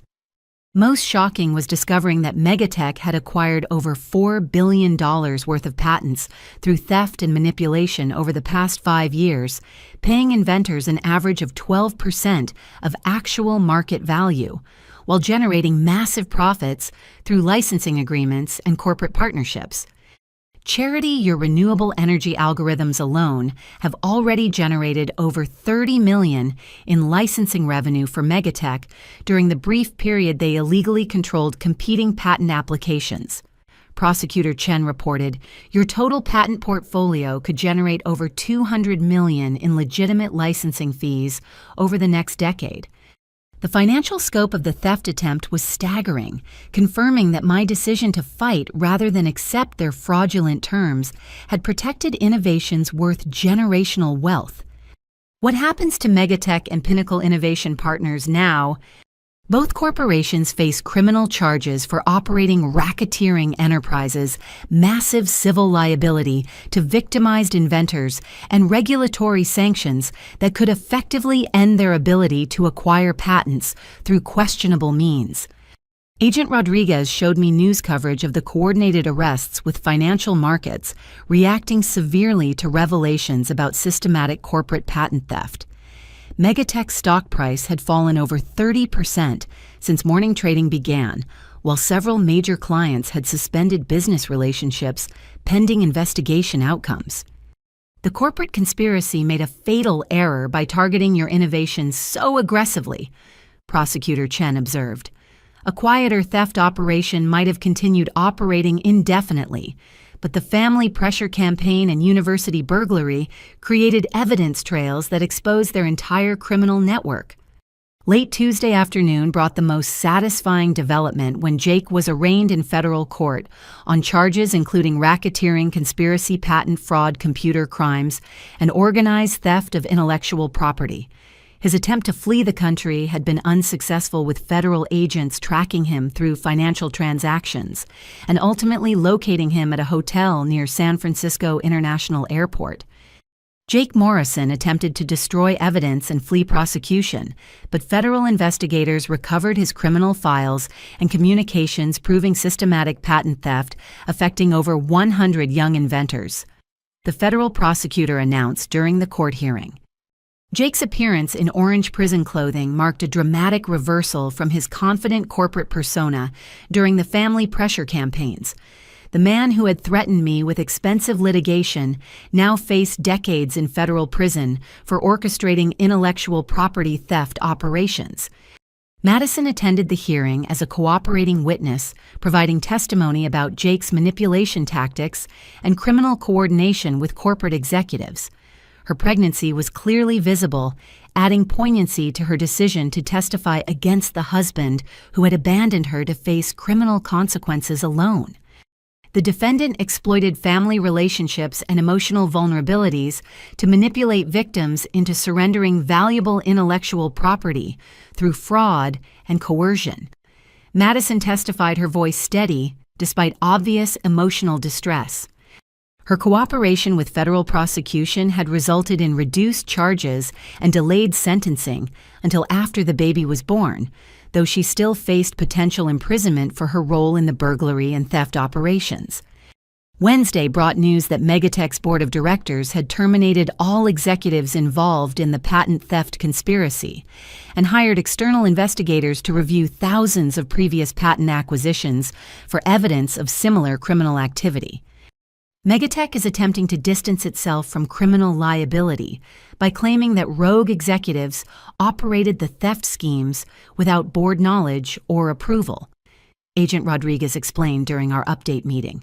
However, the recovered evidence suggests corporate awareness and approval of questionable patent acquisition practices.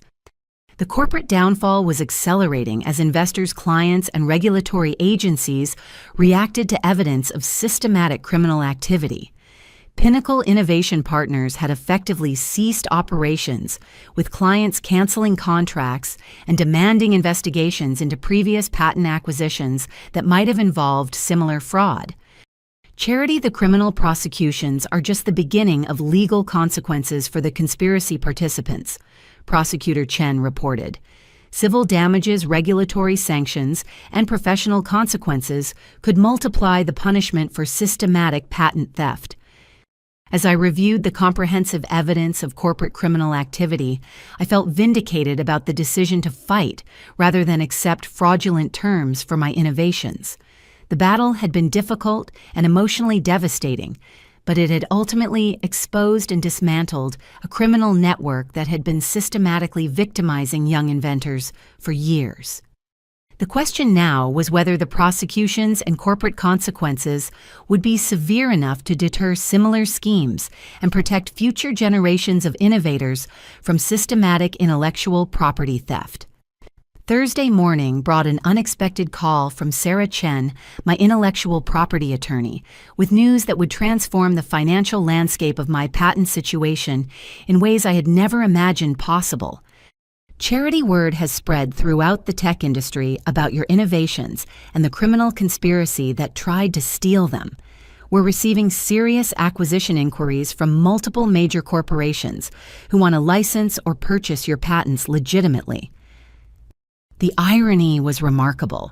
Megatech's fraudulent $22 million offer had been exposed as systematic theft, but legitimate corporate interest in my innovations was generating far more valuable opportunities than the criminal conspiracy had ever provided. Sarah, what kind of inquiries are we receiving? Apple, Google, Microsoft, Tesla, and Amazon have all expressed serious interest in licensing agreements for your renewable energy algorithms and mobile security protocols. Additionally, 3 major pharmaceutical companies want to evaluate your artificial intelligence medical diagnostic system. The scope of legitimate corporate interest vindicated my decision to fight the criminal conspiracy rather than accepting their fraudulent terms. My innovations were attracting attention from the most successful and innovative companies in the world. What's the difference between licensing agreements and outright acquisition offers? Licensing allows you to maintain patent ownership while receiving ongoing royalty payments from companies that use your innovations in their products.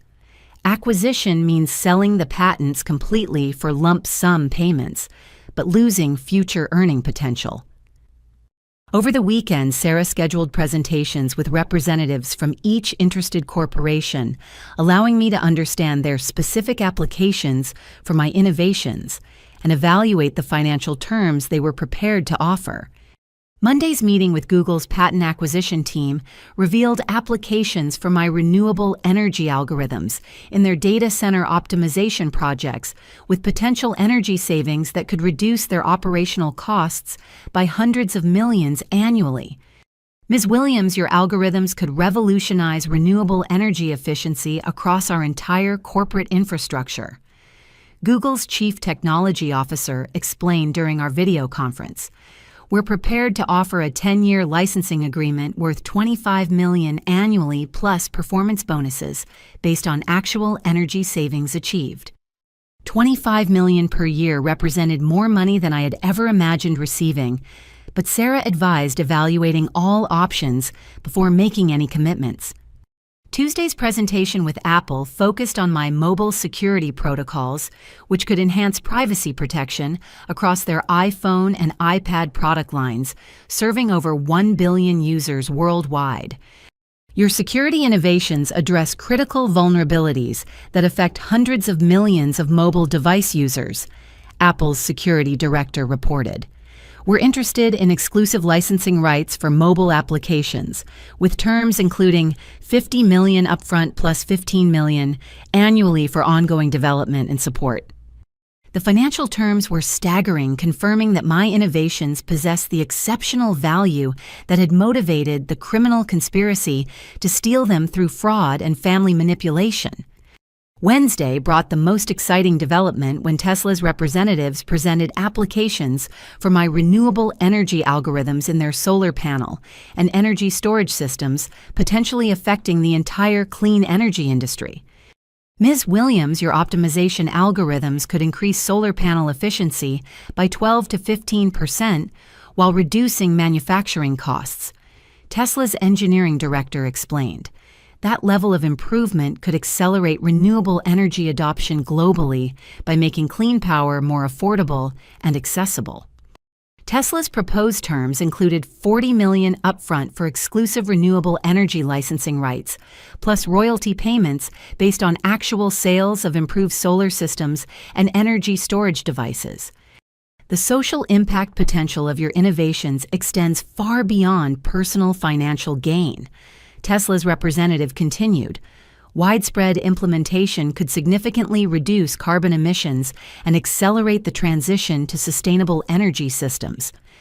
Thursday's meetings with pharmaceutical companies revealed applications for my artificial intelligence medical diagnostic system that could help doctors identify diseases earlier and more accurately than current technology allowed. Your AI algorithms demonstrate 96% accuracy in early cancer detection compared to 78% for current diagnostic methods, reported the chief medical officer from Johnson & Johnson. Widespread implementation could save thousands of lives annually while reducing healthcare costs through earlier intervention. The medical applications represented the most meaningful potential impact of my innovations with human welfare implications that transcended financial considerations entirely. We're prepared to offer $60 million for exclusive medical licensing rights, plus ongoing royalty payments based on diagnostic system usage across global healthcare networks, Johnson & Johnson continued. Additionally, we'd fund continued research and development to expand the system's diagnostic capabilities. By Friday morning, the competitive bidding had escalated into what Sarah described as an auction war between major corporations seeking exclusive or limited licensing rights to different aspects of my patent portfolio. Charity, the combined value of all offers received this week, exceeds $200 million. Sarah reported with obvious excitement. This represents the most valuable patent licensing opportunity I've encountered in 20 years of intellectual property law. $200 million. I repeated, still struggling to comprehend the financial magnitude. Sarah Megatech's fraudulent offer of $22 million represented barely 10% of the legitimate market value. Exactly. The criminal conspiracy was attempting to steal intellectual property worth potentially $300 million or more in total licensing value over the next decade. The most attractive option involved structuring multiple non-competing licensing agreements that would maximize both financial return and social impact. Tesla would receive exclusive rights for renewable energy applications. Apple would get mobile security protocols, Johnson & Johnson would develop medical diagnostic systems, and Google would optimize data center efficiency. This approach preserves your ongoing patent ownership while generating substantial upfront payments, plus continuing royalty income, Sarah explained. You'd receive approximately $150 million initially plus $15 to $20 million annually in ongoing licensing fees. The financial projections exceeded my most optimistic expectations, confirming that my years of academic sacrifice and innovative research had created genuine value that legitimate corporations were eager to access through fair and legal agreements. Sarah, what about the social impact considerations? I want my innovations to benefit society rather than just generating personal wealth. The licensing agreements can include provisions requiring accessible pricing for medical diagnostics, environmental impact commitments for renewable energy applications, and privacy protection standards for mobile security implementations. Saturday afternoon brought the final corporate presentation from Amazon, which wanted to integrate my innovations across their cloud computing, renewable energy, and logistics optimization systems. Ms. Williams, your combined innovations could revolutionize multiple aspects of our operations while supporting our sustainability commitments and customer privacy protection goals, Amazon's vice president reported. We're prepared to offer $95 million for comprehensive licensing rights across all applications. The Amazon offer represented the simplest financial structure, but potentially limited the social impact by concentrating all applications within a single corporate ecosystem. The decision ultimately depends on your priorities regarding financial maximization versus distributed social impact, Sarah advised. Multiple specialized licenses could generate more total value while ensuring broader implementation across different industries. After reviewing all options with Sarah and consulting independent patent valuation experts, I decided to pursue the multiple licensing approach that would maximize both financial returns and social benefits. The final agreements included Tesla for renewable energy applications at $40 million upfront, plus royalties, Apple for mobile security at $35 million, plus ongoing fees, Johnson & Johnson for medical diagnostics at $60 million plus development funding, and Google for data optimization at $20 million plus performance bonuses. Charity, the combined initial payments total $155 million with projected ongoing royalties of $18 to $25 million annually, Sarah announced as we finalized the agreements. This represents one of the most successful patent licensing arrangements in recent technology industry history. As I signed the final licensing contracts, I reflected on the incredible journey from family betrayal and corporate theft attempts to legitimate recognition and fair compensation for my innovations. The criminal conspiracy had ultimately failed completely, while my decision to fight rather than submit to fraud had protected intellectual property worth hundreds of millions of dollars. The question now was how to use this unexpected wealth responsibly while ensuring that my innovations would benefit society in ways that justified the years of sacrifice required to develop them.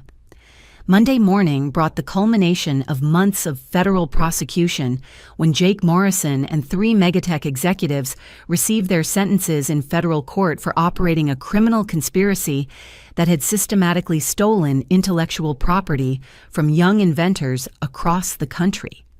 I attended the sentencing hearing with Madison, my parents, and dozens of other victims who had come forward after the media coverage exposed the scope of corporate patent theft affecting hundreds of innovators nationwide.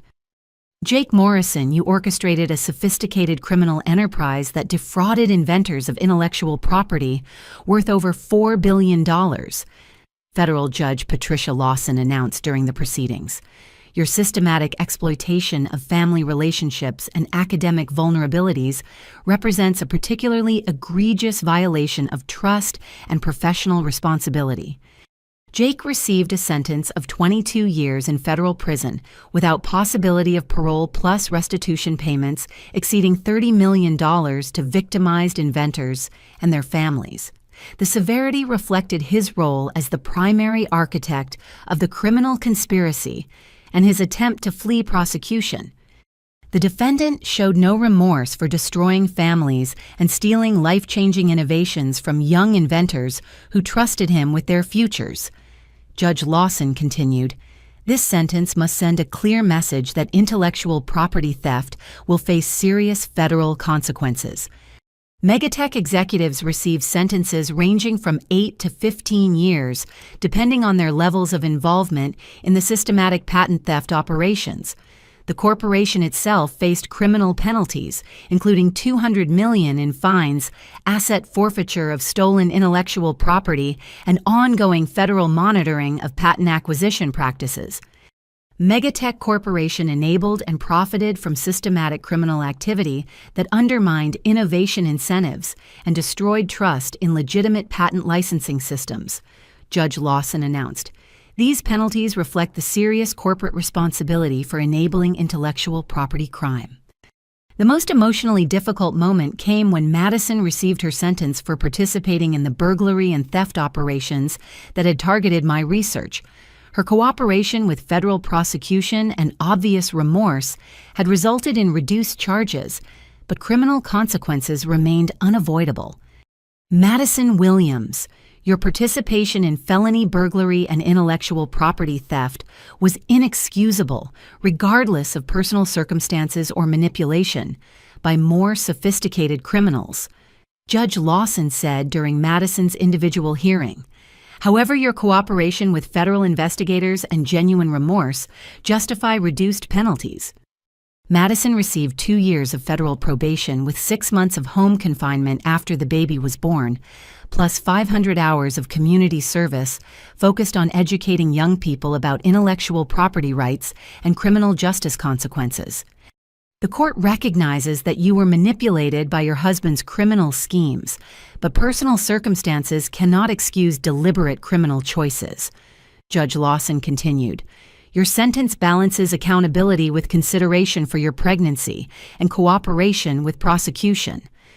Madison broke down crying as she accepted responsibility for her criminal actions, while expressing gratitude for the opportunity to avoid imprisonment during her baby's early months. Your Honor, I understand that I chose to participate in stealing my sister's life work, and I accept full responsibility for those decisions, Madison stated through tears. I hope to spend the rest of my life making amends for betraying my family and contributing to criminal activity. My parents received sentences of 1 year probation plus restitution payments for their unwitting participation in the conspiracy, with Judge Lawson acknowledging their status as manipulation victims rather than criminal architects. Robert and Linda Williams were clearly exploited by more sophisticated criminals who targeted their financial vulnerabilities and parental instincts, Judge Lawson explained. While their actions enabled criminal activity, their level of culpability differs significantly from the primary conspirators. The comprehensive federal prosecution had effectively dismantled the entire corporate patent theft network while providing justice for hundreds of victimized inventors. Professor Williams and 14 other corrupt faculty members received professional sanctions, including tenure revocation and criminal charges for violating their ethical obligations to students. Tuesday afternoon brought a private family meeting at my parents' house, where we attempted to begin the long process of healing relationships damaged by criminal conspiracy and systematic betrayal. Charity, we know that forgiveness will take time, and we understand if you never fully trust us again, Dad said as we gathered in their living room. But we want to spend whatever time we have left making amends for our participation in trying to steal your innovations. The first step is accepting that criminal behavior has consequences even when it affects family relationships, I replied carefully. Justice required prosecution, but healing requires genuine acknowledgement of harm and commitment to change. Madison, now visibly pregnant and approaching her due date, spoke with obvious difficulty about the shame and regret that would affect the rest of her life. Charity. I know I can never undo the damage I caused by trying to steal your patents and betraying your trust, but I want our children to grow up understanding the importance of intellectual honesty and respecting other people's achievements. Madison, the fact that you testified against Jake and cooperated with federal prosecution demonstrates genuine commitment to justice over personal loyalty. Mom presented a folder containing financial documents showing their commitment to repaying money stolen from my college fund, even though their bankruptcy proceeding would eliminate most other debts. We've arranged to repay the $25,000 taken from your education account, plus interest, even though it will require years of payment plans on our limited retirement income," Mom explained. "It's the least we can do to acknowledge our financial responsibility for enabling criminal activity." "Mom, Dad, I don't want you to impoverish yourselves further trying to repay money that was stolen through manipulation. When my patent licensing income begins, I'll ensure that you can maintain dignity and security in retirement." "Charity, we don't deserve your financial support after everything we did," Dad protested. "You deserve support because you're my parents despite the mistakes you made while being manipulated by professional criminals." Over the next several hours, we established ground rules for rebuilding family relationships based on honesty, accountability, and gradual restoration of trust through consistent actions rather than promises. The baby will grow up knowing the truth about these events and understanding the importance of respecting other people's intellectual property and achievements. Madison committed. "I want my child to admire Aunt Charity's innovations and understand the value of honest work."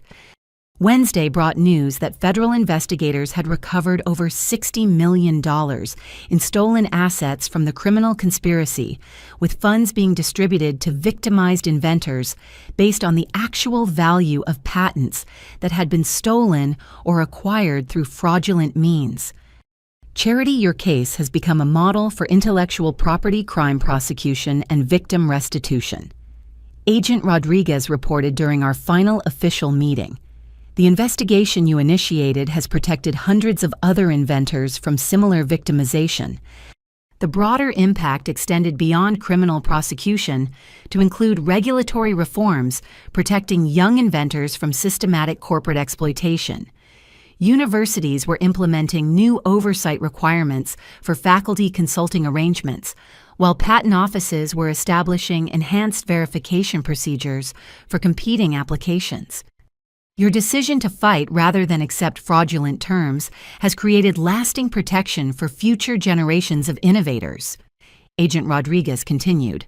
"The legal precedents and regulatory changes will prevent similar criminal conspiracies from operating successfully."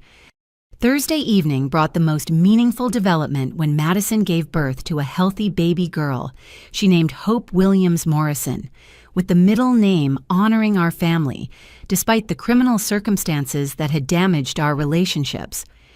"I chose the name Hope because your fight for justice gave me hope that criminal mistakes don't have to define someone's entire life," Madison explained as I held my new niece in the hospital. Madison Hope represents the possibility that our family can heal and move forward, despite the damage caused by criminal choices. As I looked at baby Hope sleeping peacefully in my arms, I realized that the patent theft conspiracy had ultimately failed to achieve any of its intended goals. My innovations were being developed legitimately by major corporations, criminal participants faced serious legal consequences, and family relationships were slowly healing through accountability and genuine remorse.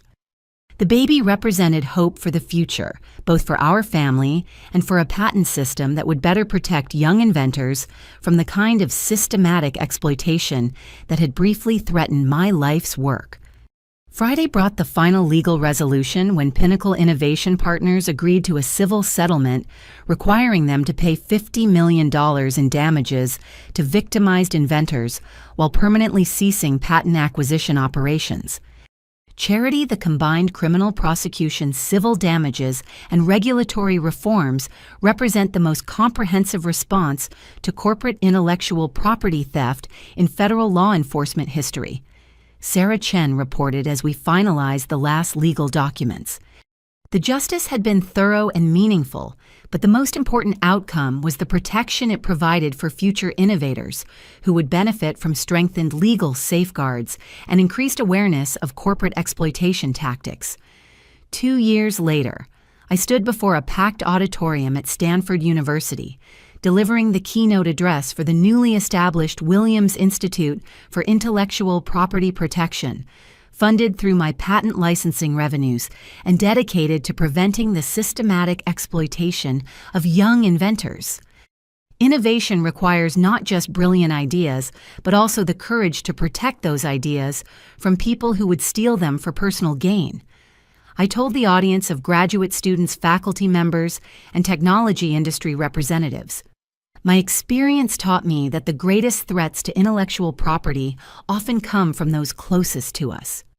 The Institute had already helped 37 young inventors protect their patents from corporate fraud attempts, providing legal resources and educational programs that prevented the kind of systematic exploitation I had experienced. Madison Morrison Williams, my sister, serves as a counselor for families affected by intellectual property crime. I announced, gesturing toward the audience where Madison sat with 2-year-old Hope on her lap. Her personal experience with both criminal participation and redemption provides unique insights for families struggling with similar pressures. Madison had completed her probation requirements while establishing a successful career educating families about the warning signs of corporate manipulation and the importance of ethical decision-making when valuable intellectual property was involved. The criminal conspiracy that targeted my patents ultimately failed because I chose to fight rather than submit to fraud. I continued. That choice protected not just my own innovations, but also helped expose a criminal network that had victimized hundreds of other inventors. Baby Hope clapped her small hands enthusiastically during my speech, too young to understand the complex history that had shaped our family, but already demonstrating the energy and curiosity that I hoped would characterize her generation's approach to innovation and intellectual honesty. My parents, now financially secure through the modest trust fund I had established for their retirement, served as volunteer coordinators for the Institute's family education programs, sharing their experience of being manipulated into supporting criminal activity. Robert and Linda Williams represent thousands of family members who've been exploited by corporations seeking to steal intellectual property through emotional manipulation. I explained to the audience.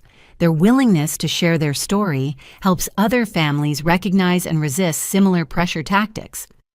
The renewable energy algorithms that Tesla had licensed from me were now installed in solar systems across 43 countries, providing clean power to over 12 million households, while generating substantial ongoing royalty payments that funded expanded research into sustainable technology. Apple's implementation of my mobile security protocols had protected the personal information of over 800 million users worldwide, preventing data breaches and privacy violations that could have affected billions of dollars in economic activity.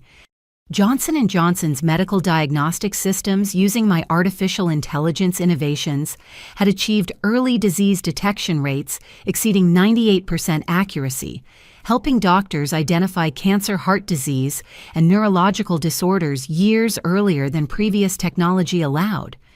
The social impact of protected innovation extends far beyond personal financial success. I told the audience, when inventors can safely develop and license their work, society benefits from technologies that solve real problems and improve human welfare.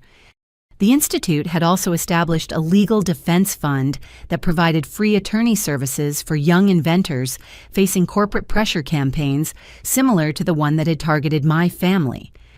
We've successfully defended patent rights worth over $2 billion from theft attempts, while prosecuting 12 criminal conspiracies involving systematic intellectual property fraud, our legal director reported during the event. Google's licensing of my data optimization algorithms had reduced energy consumption at their facilities by 18%, contributing to corporate sustainability goals while demonstrating the environmental benefits of innovation protection. Climate change solutions require not just brilliant innovations, but also legal systems that protect those innovations from corporate theft and manipulation. I explained during the environmental panel discussion. The most satisfying development was learning that federal prosecution of the mega tech conspiracy had deterred similar corporate patent theft operations, with intellectual property crime prosecutions decreasing by 37% over the past 2 years. Criminal consequences work, Agent Rodriguez reported during her presentation about federal law enforcement efforts. When corporations understand that systematic patent theft will result in serious prosecution, they pursue legitimate licensing agreements instead of fraud. Jake Morrison remained in federal prison serving his 22-year sentence, with his conviction serving as a warning to other corporate employees who might consider exploiting family relationships for intellectual property theft. Professor Williams had been permanently barred from academic employment and faced ongoing civil liability for his role in betraying student trust for corporate consulting fees. Academic institutions now maintain strict oversight of faculty consulting arrangements and mandatory disclosure requirements that prevent conflicts of interest, reported the new dean of Stanford's engineering department during the ethics panel. Madison approached the podium during the family panel carrying hope and speaking publicly about her criminal choices and redemption journey. I participated in stealing my sister's life work because I was jealous of her success and desperate about my financial situation, Madison told the audience with obvious emotion.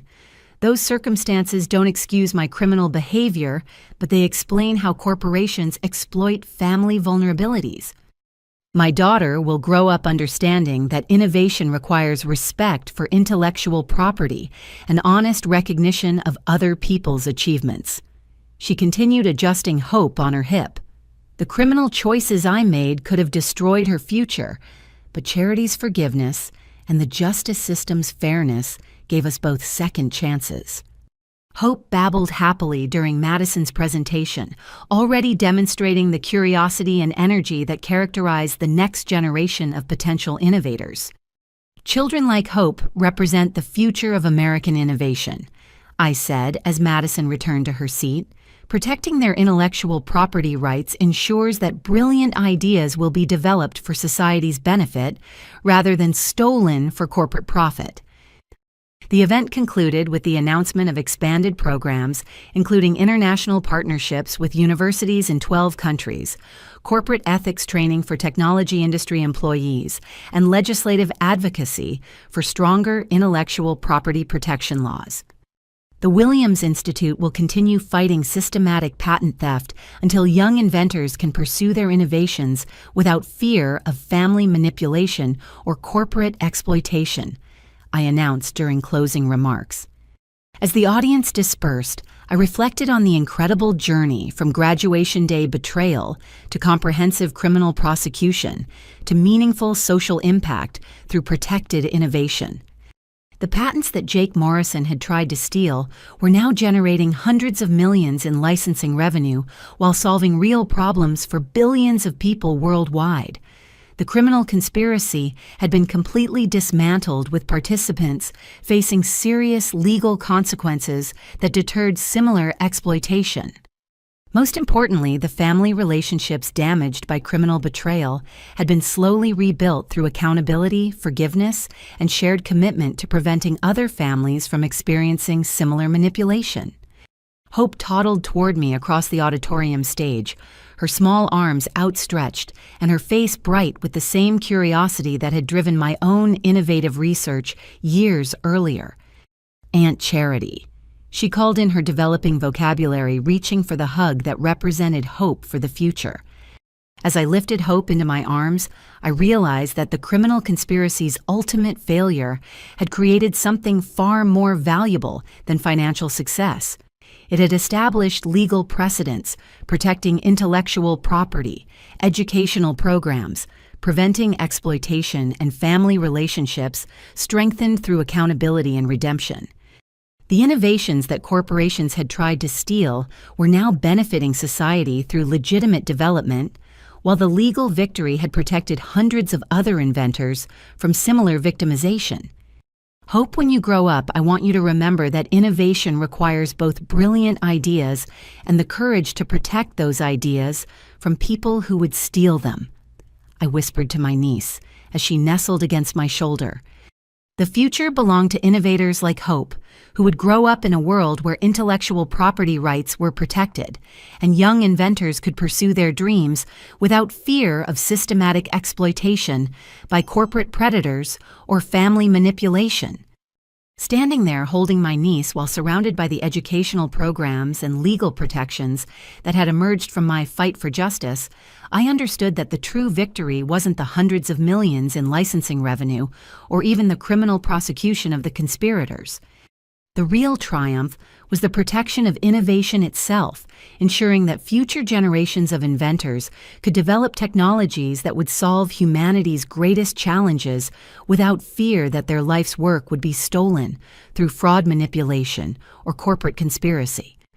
Have you ever faced a situation where family members pressured you to make decisions that weren't in your best interests? How did you handle the conflict between family loyalty and protecting your own future? I'd love to hear your thoughts and experiences in the comments below. If this story inspired you to think about protecting innovation and intellectual property rights, please give this video a like and subscribe to our channel for more stories about standing up for justice, even when it means fighting against people you love. Share this story with anyone who might be facing family pressure to make unfavorable financial decisions. And remember that sometimes protecting your future means having the courage to say no to people who claim to have your best interests at heart. Thank you for joining me on this journey from betrayal to justice to reconciliation. I hope Hope's generation will inherit a world where innovation is protected and young inventors can pursue their dreams without fear of exploitation. Until next time, keep fighting for what's right, even when the fight is harder than you ever imagined.